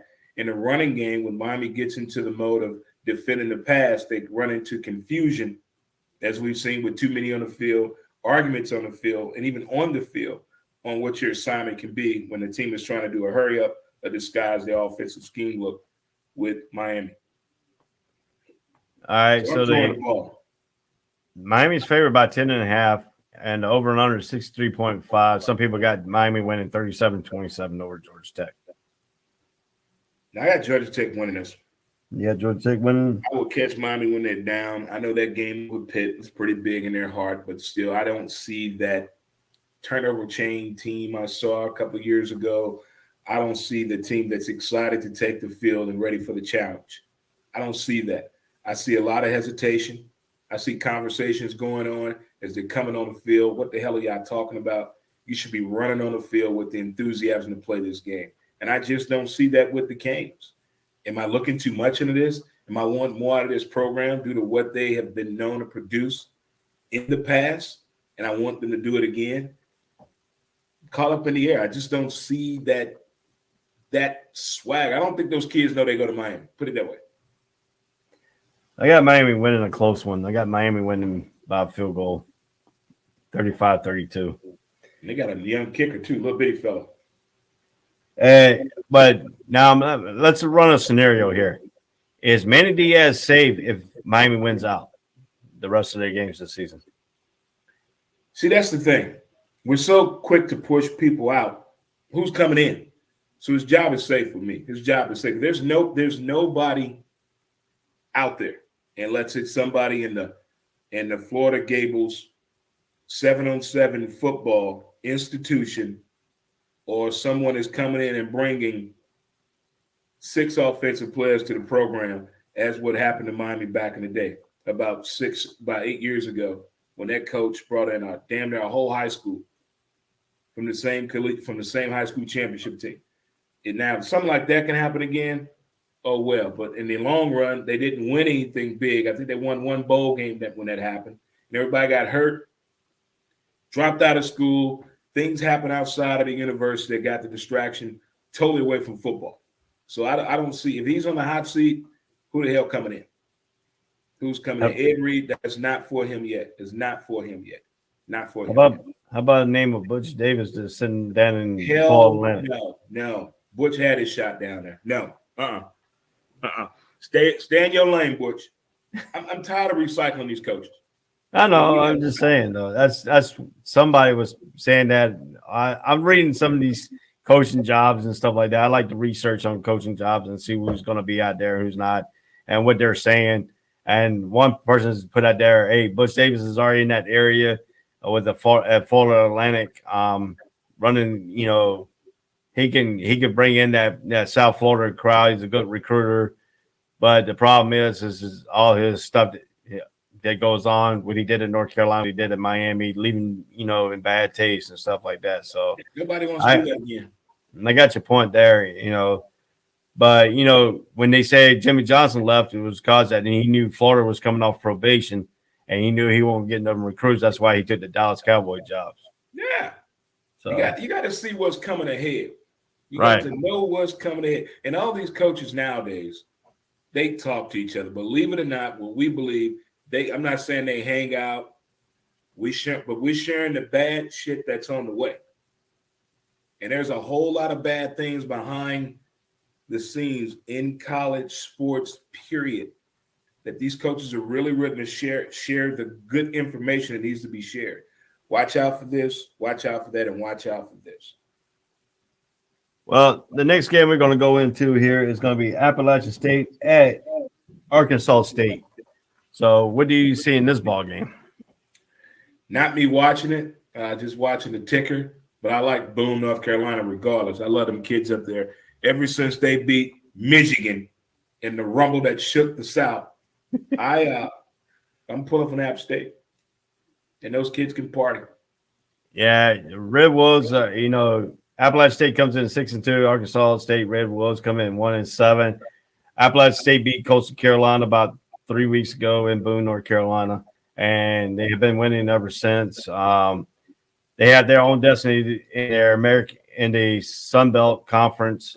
They have their own destiny in their stretch, even though we got some games coming up here soon. So, what do this game is played in Arkansas. It's not played up in Boone.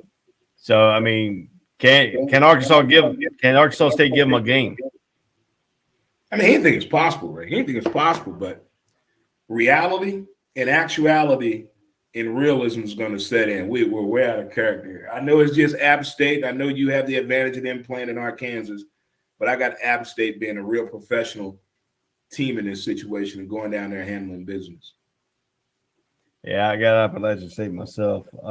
Appalachian State, I think since that beating that Coastal Carolina team has really set them apart and put their season into perspective. Who do you have between North Texas and Southern Miss? Give me North Texas. I went with Brett Favre a few weeks ago and he let me down. So I would take North Texas. Yeah, I'm going to go North Texas too. North Texas has been on a winning streak here lately. Temple at East Carolina. Give me the ECU Pirates. Give me those kids. They're good party school too.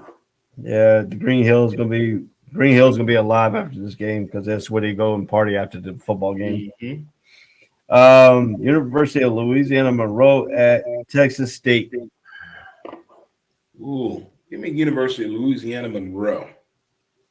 This game is on ESPN Plus. I'm going with the University of Louisiana Monroe too. They've been playing pretty good football this season. California, Arizona. The Bears and the Wildcats. This is a Pac-12 game. It's at 3:00 on the Pac-12 TV network. Give me the Bears. Give me Cal. I'm going to take Arizona in this one, so I'm going to give you another game here to catch up. All right. So we're going to talk. We got this one coming up here. We got the Michigan State versus Purdue. Number 3, Michigan State versus Purdue. This game is at 3:30 on ABC. Now, this is one of those games where the players can let this game get out of hand and get too big-headed, that being Michigan State. I can see Purdue coming here trying to wreak havoc, going here and pretending this is their house, their food, they own everything. I could see this game getting a little too confrontational with the players. I can see probably 1 to 3 ejections in this game. There's definitely going to be targeting done in this game because the players are going to put this in their hands because Michigan State is trying to prove a point, and Purdue is not going to allow that to happen. I can see this being one of those Mutt and Jeff, the Hatfields and McCoys situation. But I can see it get real ugly.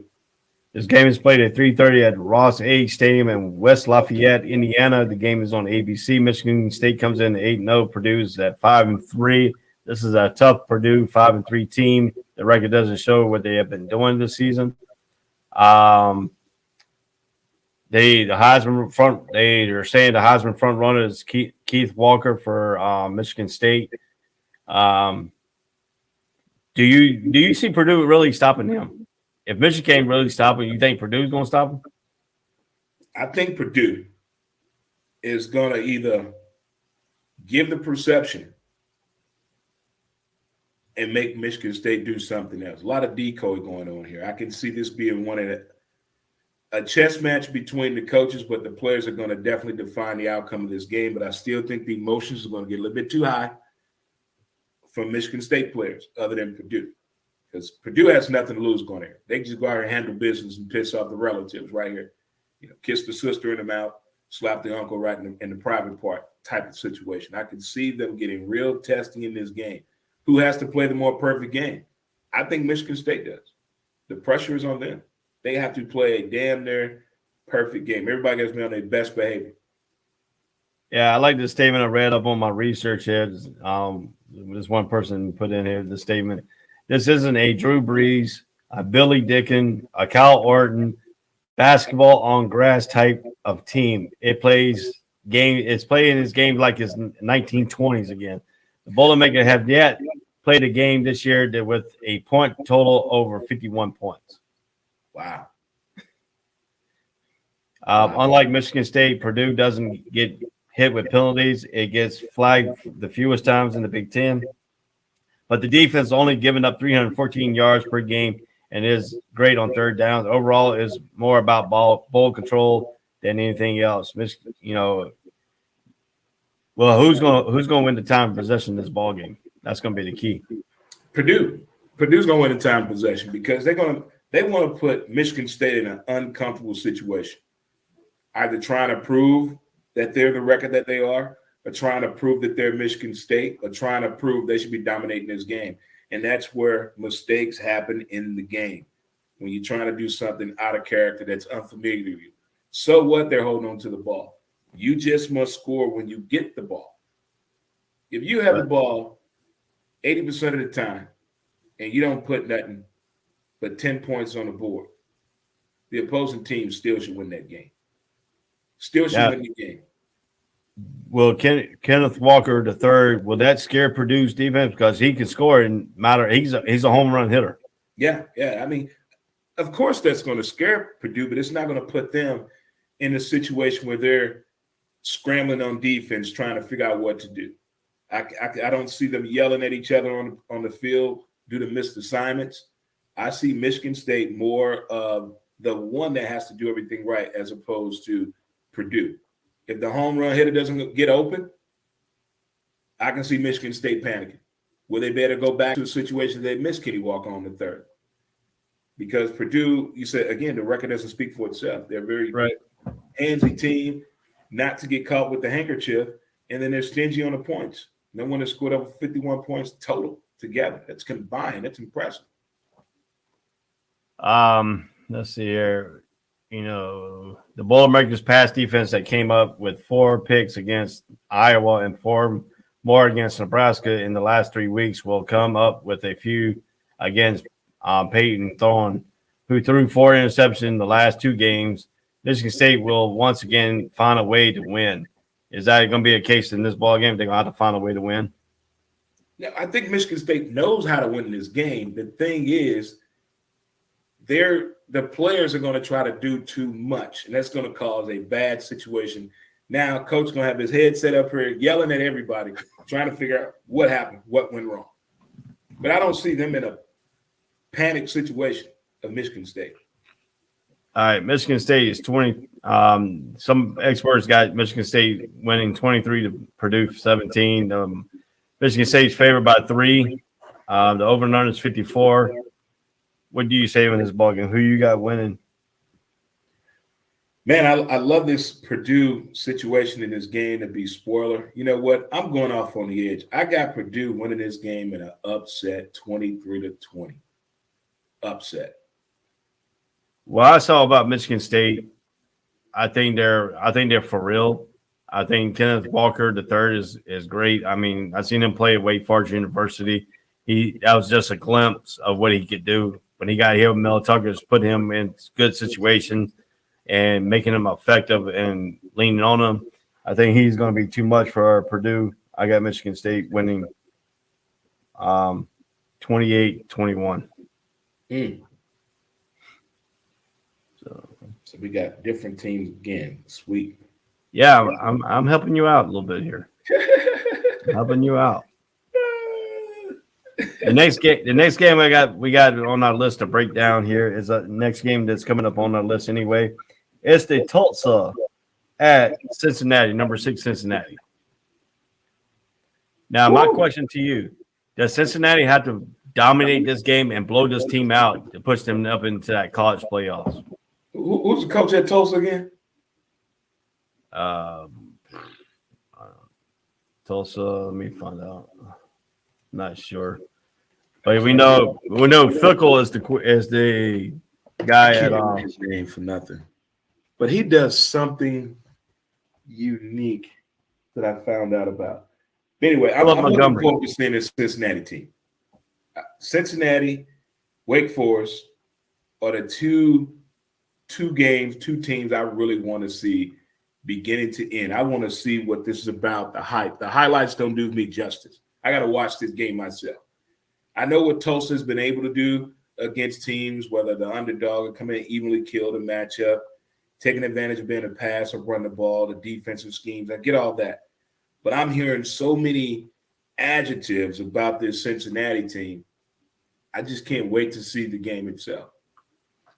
The person is Phil Montgomery. Phil Montgomery. Yeah. Phil Montgomery. Okay, yeah. He does have pretty crazy offensive schemes. Yeah. Now, we know Cincinnati had a hard time against Navy, up there. They only had a 6-point win.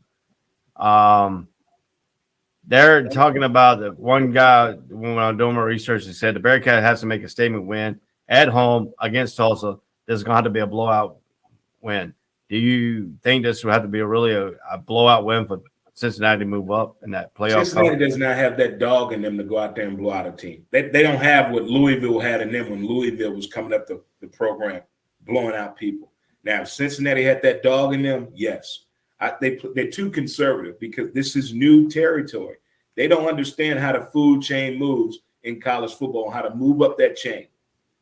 But if they understood that, yeah, I could see it. But I just don't see a blowout coming. Well, you said they don't have the unfamiliar territory, but this is not unfamiliar territory for Fickle, though. Fickle was the defensive coordinator for Ohio State with all those championship years with Urban Meyer and stuff. So he knows what big-time college football is. Just getting his players to buy into it. Do you think Cincinnati is about a year and a half away to becoming that one elite program? See, to build the football powerhouse, that's not like it used to be 10, 20 years ago. It changes. It's changing even more tremendous due now what is available in the options for the collegiate athlete now. It's not just a one-sided affair anymore. But that takes a lot of work, commitment from your coaches, and the players got to go out and set the tone for the next guys that are coming in. Let's keep fueling this thing of getting the same type of people here and believing in this program. That's one of those things, man. Will we ever see another college football powerhouse being built like that again? Because we're seeing the wear and tear being down throughout. The recycling of the coaches, going to a different program, trying to do it again here as what you did there. It's going to be a tough task, but it'd be fun to see them build that program up to be like a common household name for a good 10-year run. But that window of opportunity may be 4-5 years in college football to prove your point of putting out consecutive championship runs or consecutive big bowl game qualifiers. Yeah, and I was looking at some of the game notes too here, and they're talking about like on Tulsa's defense is giving up 30.9 points per game, good for 100th in the FBS. The Golden Hurricanes have allowed 396 yards total offense per game, including 162.4 yards per game on the ground, which ranks 83rd in the FBS. Now, saying Cincinnati can run the ball and they can pass the ball. If they get the balance today, is that going to give the Golden Hurricanes trouble to even mount a competition game here with them? Say that one more time. The balanced offense of Cincinnati. They can run the ball, they can pass the ball. The Golden Hurricanes defense is ranked 100th in passing and ranked 83rd in the FBS. So is the balanced offense of Cincinnati going to give the Golden Hurricanes too much trouble in this ballgame to overcome and try to make this a competitive game? It should, but Cincinnati does not want a competitive game. They got to dominate this game. I wish they did have it in them and blow them out, like shut them out, embarrass the program, but they don't. This is going to be one of those lackluster 28-3 or 21-10 games. But the numbers are not going to dictate the score because Cincinnati's not probably going to score each and every time, or they're going to be conservative with the ball. But if they go ahead and dominate this game, right, this could be one of those games where great things could happen. Now, the Golden Hurricanes is coming in with their first this is the first time Breen is the first-year starter as full-time starter. He's the 6'2" junior, has completed 57.8% of his passes for 2,080 yards, but he has 11 touchdowns and also 11 interceptions. So every touchdown he's thrown, he has thrown an interception. Basically, ratio. Right. Well, that is not going to get it done against Cincinnati.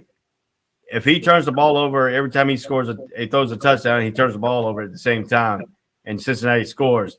That's just giving up points. It's just even not the points. So, what does he have to do better and not turning the ball over? But Cincinnati does force some turnovers in these ball games. Well, Tulsa's going to try to go out here and quiet the crowd, do crazy things, but tip balls end up to what? A pick six going the other way. When you do things out of character, not knowing what you should be doing, that's when the crazy things in the game of sports happen.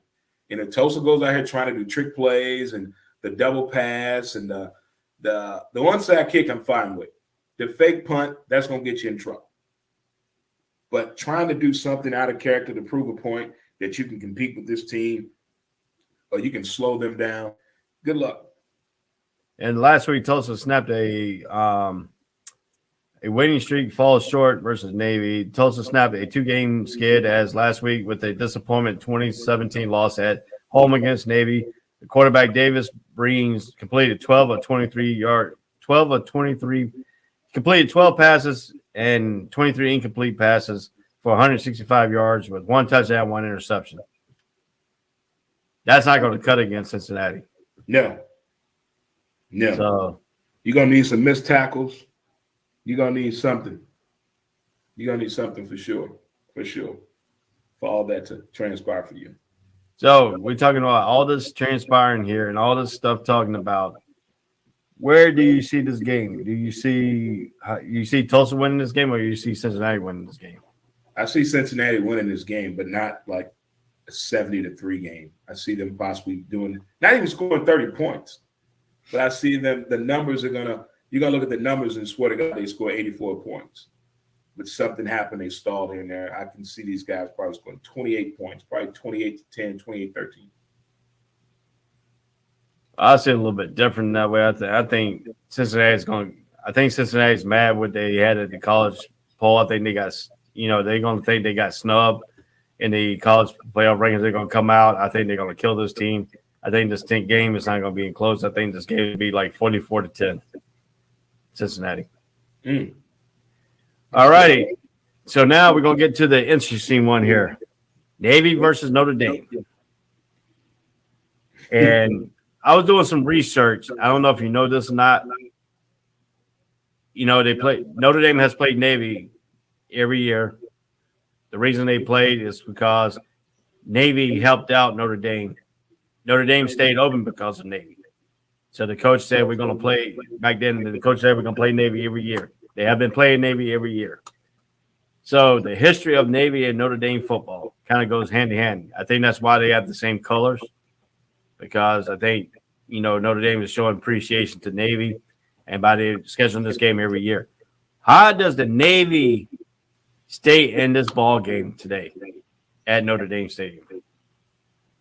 Well, this game is truly going to be like 1920s, 1930s football if they stay true to form on running the ball, utilizing the tight end, getting the linebackers involved in this game. Field of possession and time possession are going to be key.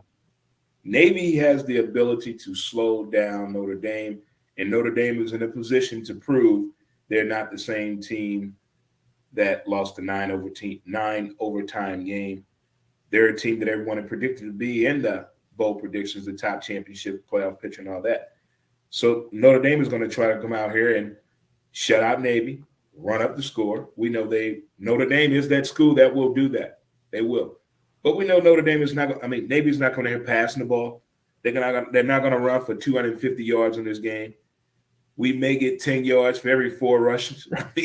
It's going to be a very slow-paced 1920, 1925 stack football game, and I am not, as a Navy man, I'm just being realistic. Notre Dame is going to beat the crap out of us. So, yeah, this is I stand wrong. Last year they didn't play because of COVID and all that stuff, but they play most every year. That was the first time they missed in a long time. Do you think the Navy option is going to give Notre Dame trouble? No, not at all. Not at all. When one team does something that they're known for, you're going to be prepared for it. That's the only thing. The missed tackles is the key. The only way the option and the triple option works is somebody missed a tackle or an assignment. That's the only way it's going to work. And time again, we get people overguessing the situation, thinking they know where they should be as opposed to what we already told you to be at. That's the only way it's going to work. And maybe a tight end play here or there and a turnover play. Yeah, I can Notre tell Dame is going to turn the ball over. We already know that. They're going to turn the ball over. I can tell you the thing, too, because I played in the option-based offense in high school. We ran the triple option, wishbone option. We ran all kinds of freaking options you could think about, in football. But the one thing that teams that don't like is the cut blocks. When Navy comes in with the option team, you have to cut block. The cut blocks is going after the knee. And then, do that no more, though. No, they can't go for the knee, but they can go for the thighs. Yeah, they still cut block on the thighs. They can't. What they have done is they taken away the double team. One get hit low, one hit high, but they can still do the cut block as long as they are aiming for the thighs, not the knees no more, the thighs. So, are you able to get messages on your phone now through the ASAP Messenger? Yeah. Because I just sent you a message. Did you get it? Let me see. Yep, I got it. Okay.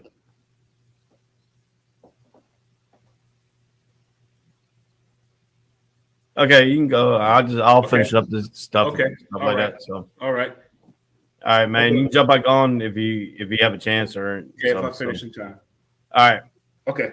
Thanks, man. Sorry about that. Hey, just send me all your picks for the rest of the games and stuff too. Okay. So as soon as I get done, I will send it to you.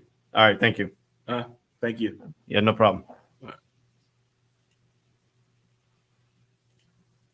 So Dre has left. He has some incident going on, and he has some stuff personal stuff to take care of. So I will be finishing up the show here. Like I said, this has been taped on Friday. We have about an hour left in the show. Dre's going to send me all his rest of his picks, so I'm going to go through all my picks here, and I'm going to still break down the thing. The Navy, we were talking about the Navy Notre Dame game. We're talking about the triple option of Notre Dame Navy going up against Notre Dame, and running back for Notre Dame has been pretty good. Last week he did a number in on North Carolina. North Carolina couldn't really slow him down. Can Navy do the same thing? I don't think so. I think Dre hit it out on this thing. I think it's going to be a pretty lopsided score right now because Navy is nowhere near in the same condition as number 10 Notre Dame. But if Navy can force some turnovers on defense, it could be a different story. But I have Notre Dame winning this game also. I have Notre Dame winning this game today over Navy. Oklahoma State and West Virginia. We're not really breaking down that game. I think I have West Virginia winning this game at home. I think West Virginia is a better team than Oklahoma State. West Virginia's record doesn't show that. They've been playing good football the last few weeks too. So I have West Virginia pulling the upset against number 11 Oklahoma State. Number 12 Baylor at TCU.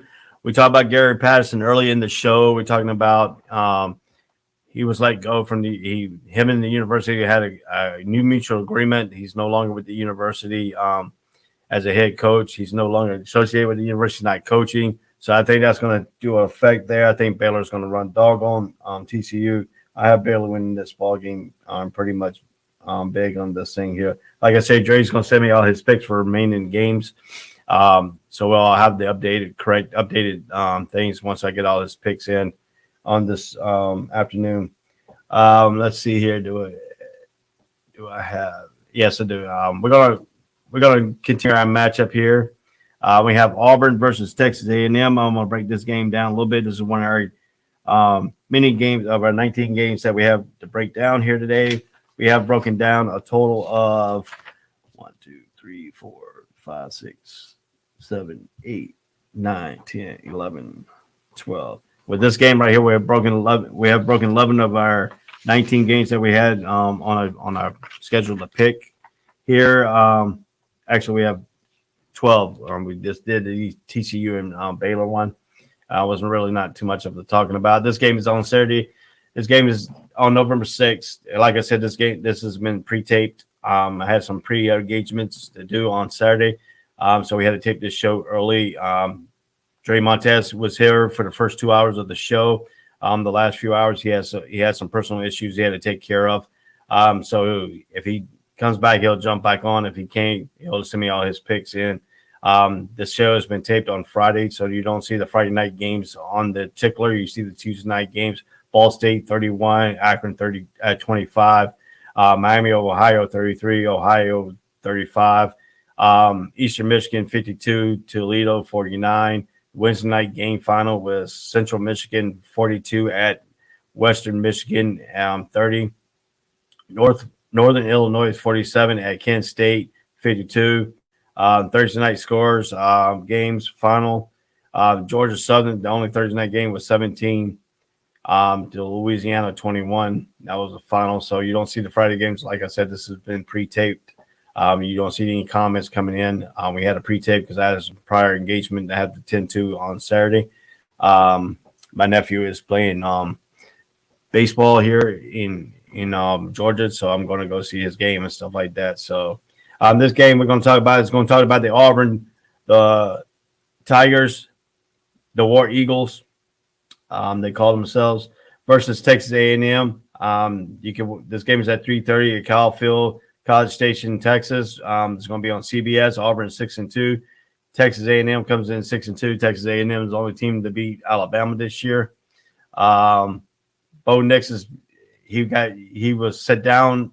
He was benched one game, got his perspective back. He's been playing outstanding football for Auburn. It's going to be a team. It's got to be a team effort for Auburn. Bo Nix is going to have to stay away from his interceptions, making bad mistakes in this ball game.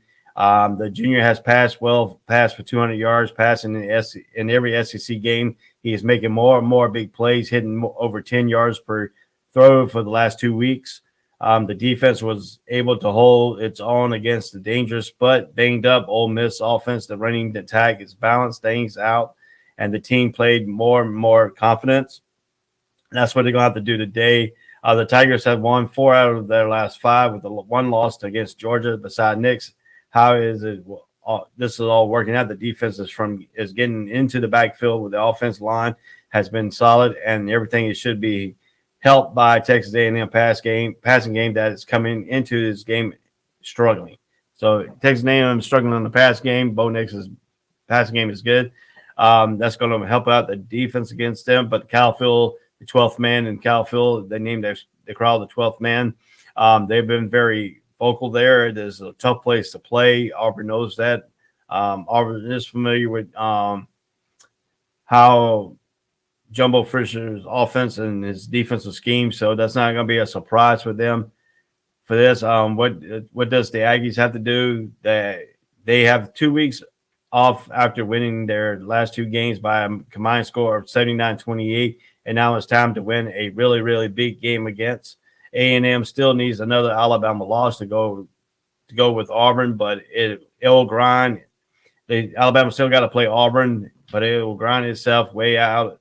Terrific win here to keep hopes of winning the SEC West alive. Yes, Nix is playing well, and the offense is doing a great job, but the Texas A&M defense will come up with a gem.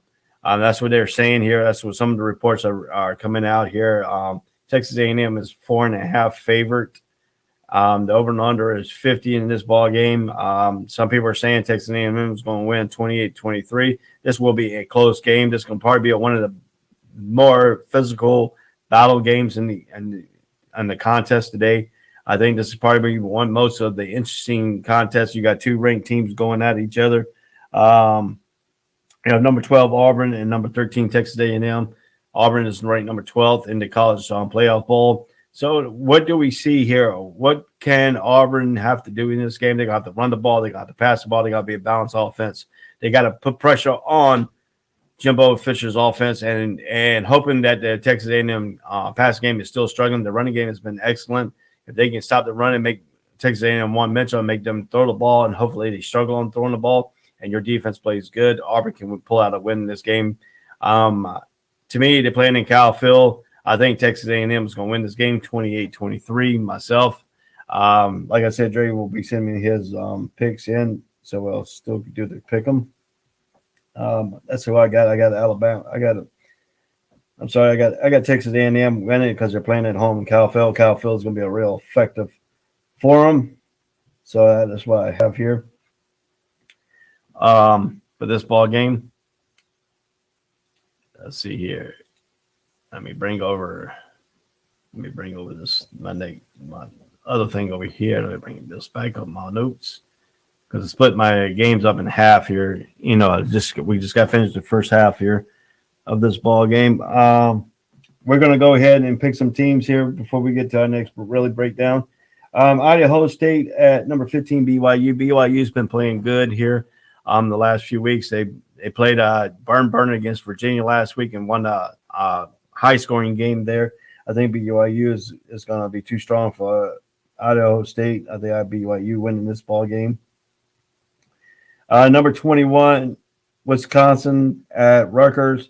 I think Wisconsin is finding their little niche right now. I think Rutgers is finding a little bit of a niche, not a great niche, but I think Wisconsin's got a better team. I think Wisconsin's going to go into Rutgers and win this ball game. Rice at Charlotte. I think Rice's offense is good. I think Charlotte plays better at home. I got Charlotte winning this ball game today. So I think Charlotte will win this ball game. Middle Tennessee versus Western Kentucky. Western Kentucky Hilltoppers has been playing incredible football this year. The record doesn't show where they've been playing, but they've been playing good on offense and defense. They have a few turnovers that cost them some of the ball games. But today, I think Western Kentucky is playing at home. I think the Hilltoppers will win this ball game against the Middle Tennessee. Our next game we're going to really break down will be the Penn State game. It's one of our 19 games to break down here. This is our number 14th game on the list here. So we're at number, at number 14 on the list here of the 19 games. So we have 5 more really big games to break down here in the next 45 minutes or so of the telecast here. Once again, this is a pre-taped telecast on the All Sports All Play Network. We didn't want to let you down on the college football show. We want to get this show in. My co-host was on here for the first 2 hours of the show. He had some personal business he had to take care of. So he'll send me his rest of his picks in again. We'll finish up the pick 'em, and he'll send me all his picks in for the games and stuff like that, so we can tally up and keep the pick 'em going for this week. Also, while we started, we still have LSU versus number 3 Alabama to talk about. We have Tennessee at number 18 Kentucky to talk about. We have number 19 Iowa at Northwestern is going to talk about. Then we got Indiana at Michigan. We still got to talk about. Right now, we're at the Penn State and Maryland game here. We're going to break this game down here. Penn State. I designed it. I sourced it. I financed it. I sold it. Penn State. I'm sorry about that. Penn State at Maryland. Penn State is coming on a 2-game losing streak. They lost a 9 overtime game against Illinois. They lost again against Ohio State. We're looking at right now. This game is played at 3:30 at Maryland Stadium, College Park, Maryland. It's going to be on FS1. Penn State comes in at 5-3. Maryland comes in at 5-3.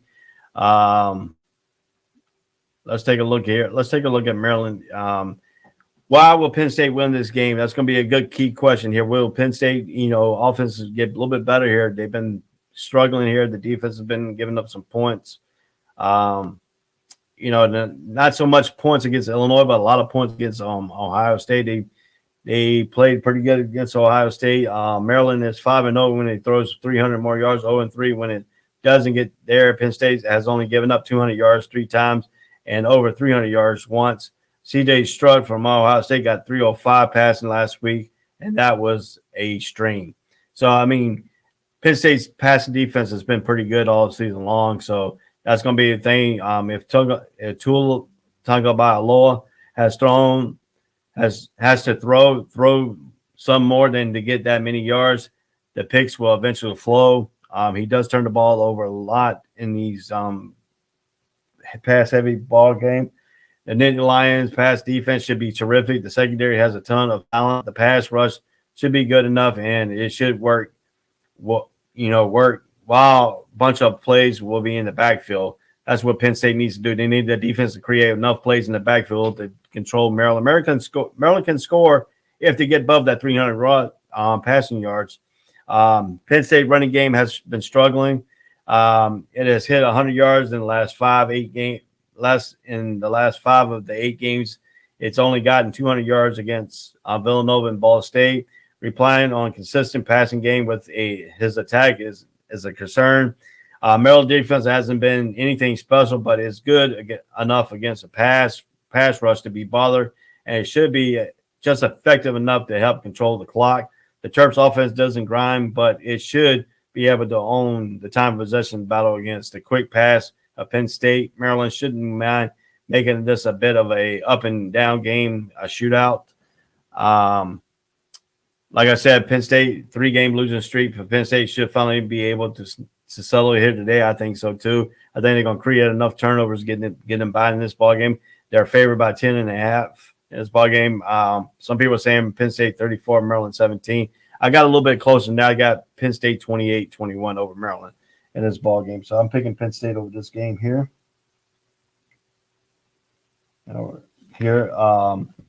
So that's one of our games here to break down in this telecast here. Like I said, I got 5 more games to break down. We had 2 hour and 14 minutes into the show. Once again, this is a pre-tape show on Friday on the All Sports All Plays College Breakdown. We didn't want to go without breaking down a college football game. This would so we want to get this. I have an important engagement. My nephew is playing baseball out of town, and I'm gonna be traveling to that baseball game tomorrow early. The game's I think is at 9:00. I'll be leaving here about 6 a.m. in the morning, and so we won't have time to do the show. So we had to pre-tape the show today, but we want to get the show into All Sports All Police Network. So this is a pre-tape show. That's why you don't see the Friday night tickler score down from Friday night because this was taped during Friday afternoon.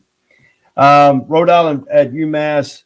I think UMass will win this ball game. Even though UMass struggles, I got UMass winning this ball game today at 3:30. South Alabama at Troy. I think Troy will win this ball game myself. I think a home team is a good barometer here. Colorado State and Wyoming. Both teams are playing excellent football. Wyoming did lose the other day. I think this is in Laramie, Wyoming. I think the home crowd will help them. I think the Cowboys will win this ball game. Mississippi State and Arkansas. Well, this game right here, Arkansas started off in a big bang, but they have cooled off a little bit here. And Mississippi State is ranked number 17 in the college playoffs. I think Mississippi State will win this ball game, even though they're playing in Fayetteville, Arkansas. I think Mississippi State's had a good year this year. In the SEC, Arkansas started off as good, but they have cooled off it lately. Number 19, North Carolina State at Florida State here. Both teams, Florida State's got that running quarterback. If NC State can put pressure on the running quarterback and not let him get out in the pocket and run and make plays that way, I think North Carolina State will win this ball game. Florida State is playing at Docam Stadium, has been playing good here since that North Carolina game. They've beaten North Carolina. They played good against Clemson. Clemson won in a close game. We know North Carolina State beat Clemson in an overtime game. So I think this game is going to be close, but I think O'Leary's a little bit better than Lewis Travis. I think North Carolina State's got a little bit better weapons than Florida State does. And the defense is going to be the question for the Wolfpack with the injuries and the linebacking core, but they have some players. Next players have been stepping up, and they've been playing pretty good on defense. They had a letdown against Miami, and I think North Carolina State picked it back up against Louisville. But I think that game was a little bit tough. It was a real physical ball game between Louisville and North Carolina State. That's going to be the question. Can Florida State handle the dual running backs of North Carolina State? I don't think Florida State can handle that. I think I have North Carolina State winning this one in a slim, 28-25 game at Joe Campbell Stadium.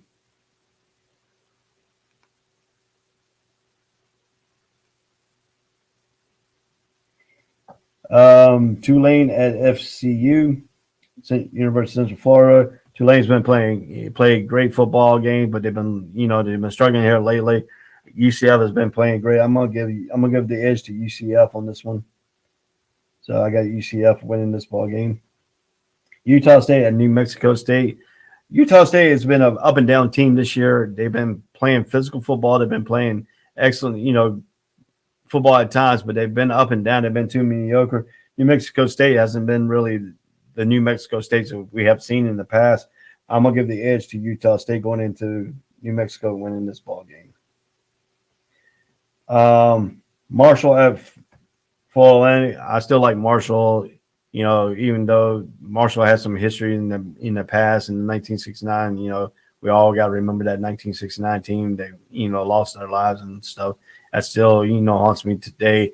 Reading about that because I wasn't born at the time. I was born in 1972. So the 1969 team, I've been reading. I read a lot of articles. I watched the movie Marshall. Marshall is that you had Randy Moss, you had Pendleton, good football teams. You have Leftwich. So they have some good players come out of Marshall. I think Marshall will win this ball game going into Florida Atlantic to win. So I'm going to pick Marshall in this ball game. Coastal Carolina at Georgia Southern. Coastal Carolina is playing terrific football, played terrific against Appalachian State. Appalachian State played a little bit better football in that ball game. It came down to the last possession, and Appalachian State won that game. I have Coastal Carolina still playing good football with that one loss. I think Coastal Carolina will go into Georgia Southern and win that ball game. We're down to the 7 o'clock game. We're down to LSU at number 2, Alabama here.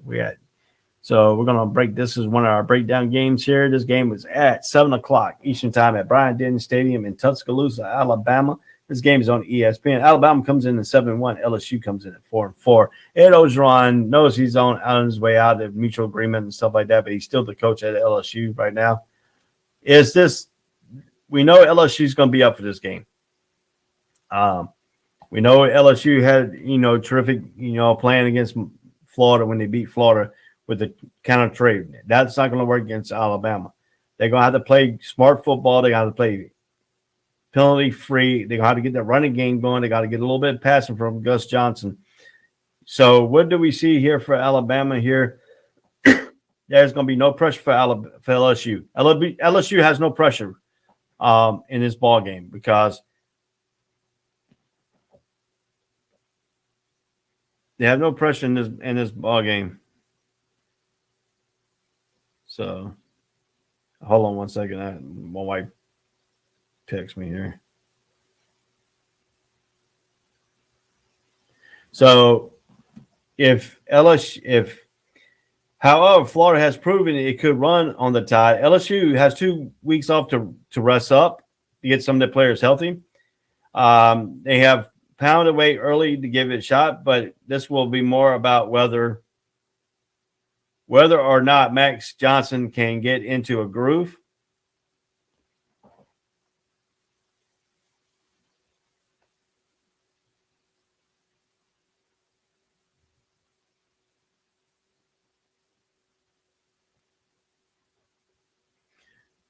Sorry about that.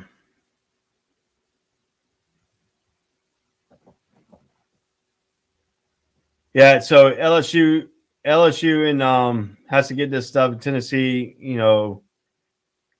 against Tennessee, Alabama, by 18, but Herndon Hooker, the passing game were strong. Mississippi State got blown out, but it went Mississippi State threw for over 300 yards in this ball game, so they have getting up yards.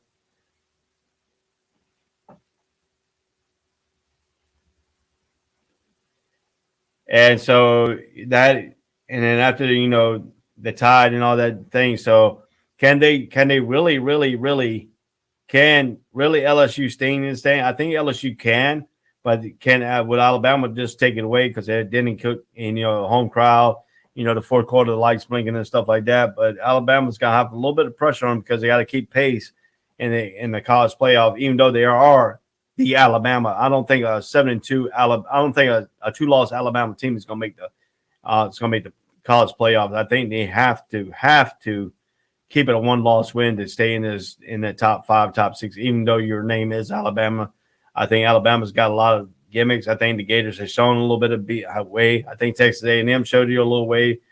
Did show you a way to beat them. You got to play full 60-minute football. With Alabama, you cannot play, a few minute quarters here. You got to play a full 60-minute football game here and there. So that's going to be a key too for Alabama. Can LSU they play a full 60-minute without turning the ball over? Alabama is favored by 29 points. I think that's kind of minuscule here. Over and under 66. People are saying Alabama is going to win 48-20. I think it's going to be a little bit closer game than that. I think it's going to be 35-20 myself in this ball game. But I do have Alabama pulling it out because they're playing at home. So I have Alabama pulling this one out here on this ball game. So we're going to move on to the Tennessee-Kentucky game here. This is number 17 out of 19.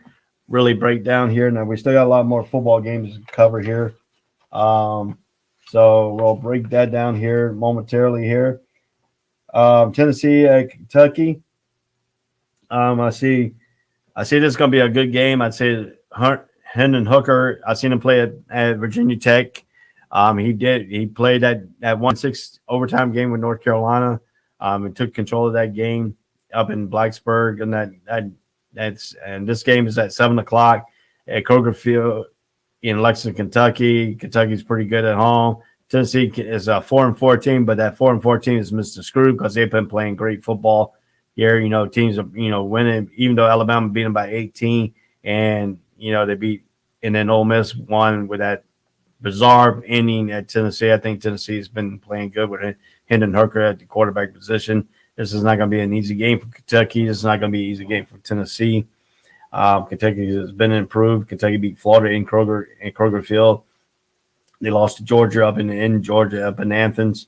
You can't give a little bit of doubt that Kentucky defense is going to play defense. That's what Stupid's all about, is the defense side of the ball. The offense has been playing good. Kentucky has a big turnover problem with 4 giveaways last week against Mississippi State with a multiple mistake in 5 of the last 8 games.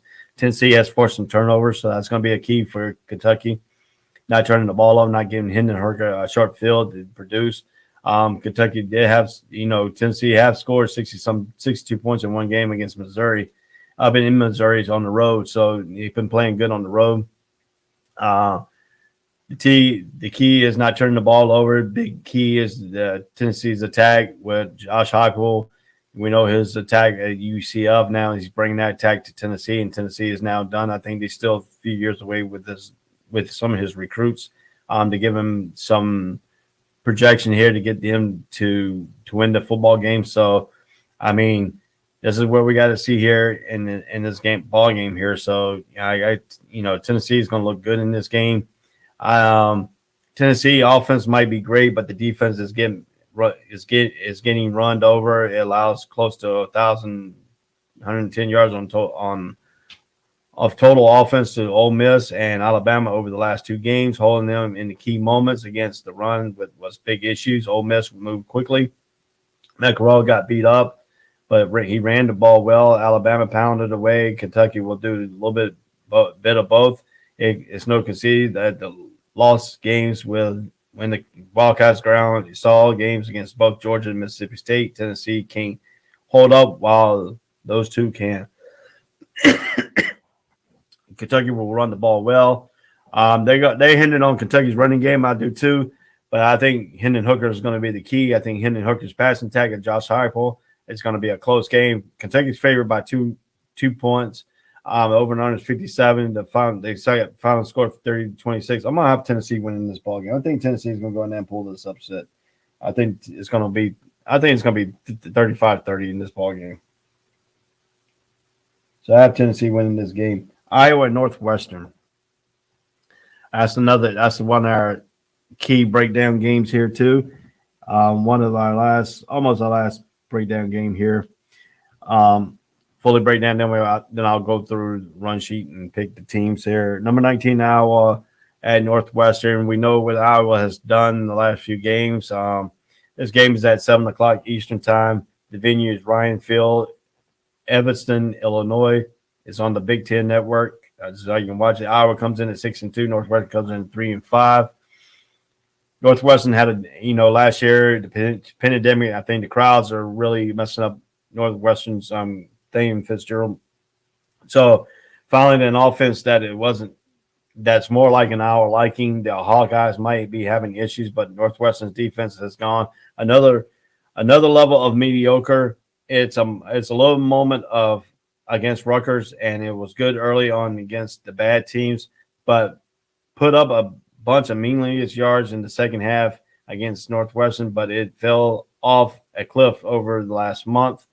It has bottomed out only last week with just 98 passing yards and a 41-14 loss to Minnesota. Now it gets an Iowa team that is desperate to do something positive. It's going to give Iowa, a step here. Iowa's offensive line has been lousy.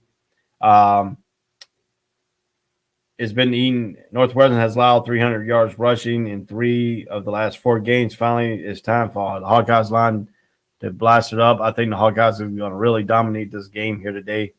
I think Northwestern is not – the key for Northwestern is they're going to have to be a balanced offense, and they got to keep the turnovers away. You know how Iowa does make you turn the ball over, and I think this is going to be a big key here today.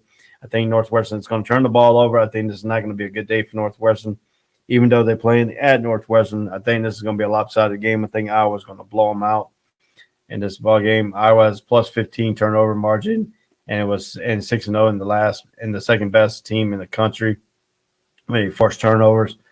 This game is not going to be even close. I think it's a 12-point favorite. Iowa's a 12-point favorite. Over and under is 40. I think this game is going to be pretty miraculous. I think Iowa's going to win 31, Northwestern 13 in this ball game. So I have Iowa in this ball game here. Okay, next game I'm picking here is number 23 Fresno State at Boise State. I think this is going to be another compelling game here. It's going to be played at Fresno State. I think Fresno is going to win this ball game. So I have Fresno State winning this ball game. Old Dominion at Florida International. Once again, I think Florida International is a little bit more of speed. I think Florida International is going to win this ball game. I got Florida International winning this game. Oregon State and Colorado. Colorado's still playing. It's a few years more away. So I think I have Oregon State going into Boulder. I have Oregon State winning this ball game and a decent matchup. I think it's going to be kind of closer than what most people think here. That game's at 7:00 on the Pac-12. All right. Like I said, my co-host had to leave. He was with me for the 2 hours of the broadcast. In that last hour, he has not been with me. He's going to be sending his picks in for the remaining of the games I'm talking about. So we'll finish up the pick 'em. You just don't want to hear his picks live on a thing, but you'll see his record at the end of the week. We have one more game out of 19 games. We have Indiana at number 9, Michigan. We'll be bringing that up here shortly when we get to that game in the contest here. So UNLV and New Mexico. I think New Mexico is going to win this. They're playing at home. That's my pick there. Oregon at number 4. Oregon at Washington. I think Oregon's got that game wrapped up. I think it's going to be a little bit closer game than people thought. Oregon's going to keep teams in to like the last fourth quarter. I think this game is going to be up to the fourth quarter. I think Oregon takes over in the fourth in this ball game. Now we're going to get to Indiana at number 7, Michigan. It's our last really thorough breakdown until I get moved on here. In this contest here, here we go. I'm bringing up the college football playoff rankings for you in this contest here. Indiana at number 7, Michigan. Michigan's coming off that big loss to Michigan State. Really a Dean flattened loss. I mean, Michigan outplayed Michigan State until right at the fourth quarter. So what does we see here? This game is at 7:30 Eastern Time at Michigan Stadium in Ann Arbor, Michigan. Game can be watched on Fox Network, the regular Fox, regular TV. Michigan is 7-1. Indiana comes in at 2-6. Indiana's not been really Indiana like it was last year. I think a lot of injuries at the beginning of the thing. I think Michigan's a better team. Michigan's way better team in Ann Arbor. They haven't lost at Ann Arbor, Michigan this year. I think this is going to be a tough game here. I think that punch in the mouth that Michigan State gave to Michigan, I think woke them up a little bit. I think they're going to be back on their Michigan winning ways. It wasn't a bad game up in Michigan State. I mean, both teams played tremendous, and you got to give Kenneth Walker III in that game credit to do what he did to put Michigan State ahead over Michigan. And so you got to understand Michigan led most of that game. So what could happen? Michigan defense is strong. Getting off the field on the offensive line isn't allowing much of anything happening in the backfield. So it's all should work against IU team that doesn't generate enough pressure. They won't have enough pressure to beat the offensive line from Michigan. I think Michigan is going to dominate this game. I think it's going to be one of the blowout games of the day. You're going to see two different styles of team. Michigan is favored by 20 in this ball game. I mean, what can we say about Indiana? Indiana last year was I think it was a fluke because it was pandemic year, no crowd. They could hear the thing. I think the crowd noises really affect some of these teams that were really good last year, like Northwestern, Indiana. Really has downplayed when you got a crowd in front of them. If you don't have to put a crowd in front of them, they play better. Now we're seeing in stadiums that they go to now, the crowd is not there. It's not putting more pressure on them. The crowd's here. It's putting a lot of pressure on them just to see what they had last year. And Indiana has not lived up to that hype from last year coming into this ball game. So to me, I think Michigan is going to go and try to beat the Michigan State on what they did on the first drive. Can Indiana withstand the early burst? That's going to be the key for Indiana. They have to stop the early burst of Michigan. Michigan early burst offense, and that defense could turn you over quickly. They got a good pass rush, so it's going to have to be a penalty-free game for Indiana. It's got to have to be a perfect game. It's got to be a perfect passing game for Indiana. I think if Indiana does if Michigan force turnovers, that's going to be a downfall for them because Michigan is going to turn those into points. And I think Michigan's a better team overall. They got better talent, and I'm playing in Ann Arbor, so I have Michigan winning this ball game big.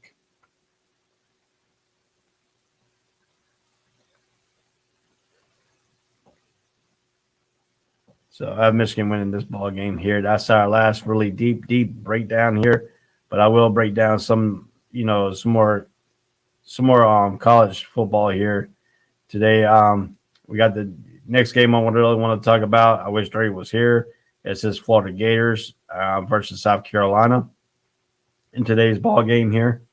I'm going to bring up a little bit of notes of that game. Here, hold on one second. Let's see if I can find it real quick here. I had the notes, and I dropped that one thing on the notes here for Florida Gators. Florida Gators and South Carolina here. Let me bring my notes up here for that. This game's at 7:30 at William Bryce Stadium in Columbia, South Carolina. Game's on the SEC Network. Florida comes in at 4-4. South Carolina comes in 4-4. So this should be a really good matchup here. The thing is, the injury to Richardson is one of the better quarterbacks. Emory Jones is going to be probably going to play. I think that's going to give South Carolina a little bit of problems. I think Florida's a little bit better than South Carolina, but they're playing in that garbage stadium down in Columbia, South Carolina, downtown. I really don't like the stadium. It's really not really a thing. I think it's going to be a sellout crowd because that's Florida Gators coming into South Carolina.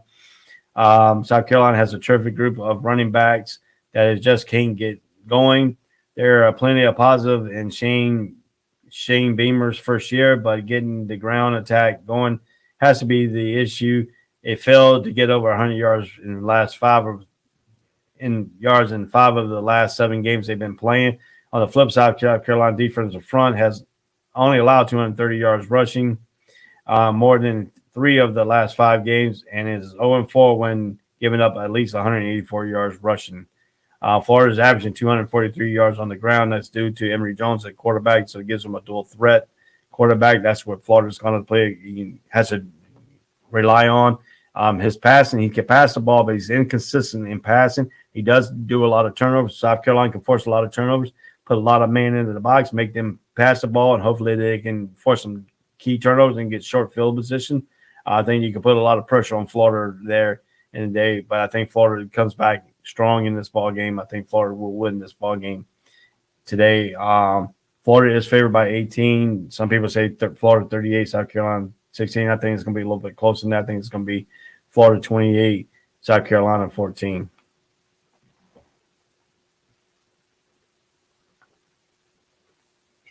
Clemson at Louisville. Louisville's got some injury problems from that North Carolina State game coming into the Clemson game. Clemson did beat Florida State on the road, so that might give them a little hope going into Louisville. I think this is going to be a real good game. I think it's going to be really close. If Cunningham plays for Louisville, and if he's strong enough, I think it could give them a lot of things. But that Clemson defense is still Clemson defense, and they have been playing. I mean, they've been playing great all season long, but their offense has been the Achilles heels for Clemson, putting points on the board. I think they can put some points on the board here today.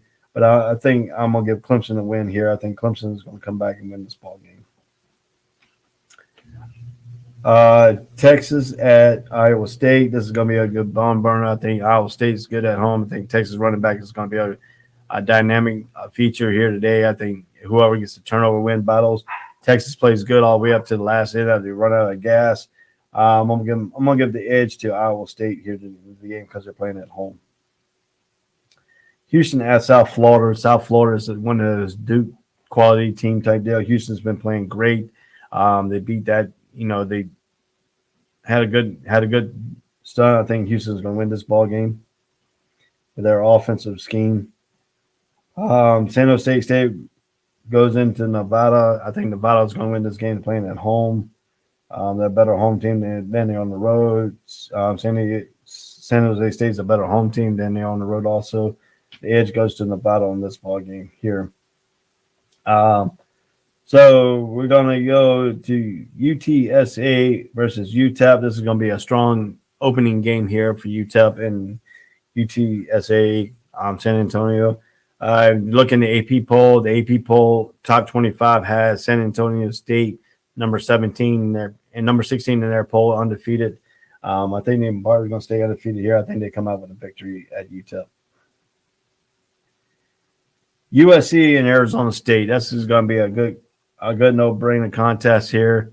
I think this is going to be a good barometer here. A good thing of USC's been playing good. Arizona State's been playing okay football in the last couple games here. What's going to take is Arizona's going to have to force USC some turnovers. Is this going to be a close game? It could be a close game. It could be a blowout by Arizona State. Depends on what USC team shows up in this ball game. I think it's going to be a closer game, but I think Herm Edwards at home and Tempe, I think Arizona State will win this ball game. Now, the interesting contest here. Number 24, San Diego State will go all the way to Hawaii, which is only a 3-hour flight from San Diego to Hawaii. So don't get that straight. That's not like another team coming from the East Coast all the way to Hawaii. This is a very short distance flight. It's about a 3-hour flight across the ocean out of San Diego, California. I think number 24, San Diego State's been playing good football. I think Hawaii's playing okay football. Whoever's winning the turnover battle here is going to be great. That's going to be the key of these turnover battles here for this game here in used to be Aloha Stadium in Hawaii. I think Hawaii is better at home than on the road. It's been their forte in the last few years. I think San Diego State has been playing great football. Number 24 in the poll. So I mean, if you look at it this way here, I think they're gonna have some key issues here. I think San Diego State will win this football game. It's gonna be a close game than what people thought. I think they win 38-35 and a close one in Hawaii. So we have round out all the games for the day. Like I said, my co-host had some personal issues to take care of. He had to leave the show. He was here for the first 2 hours of the show. So we're going to take a break here momentarily. So you see, my wife is bringing my food in. So we're getting ready to slow down here. Eating some Taco Bells here today. So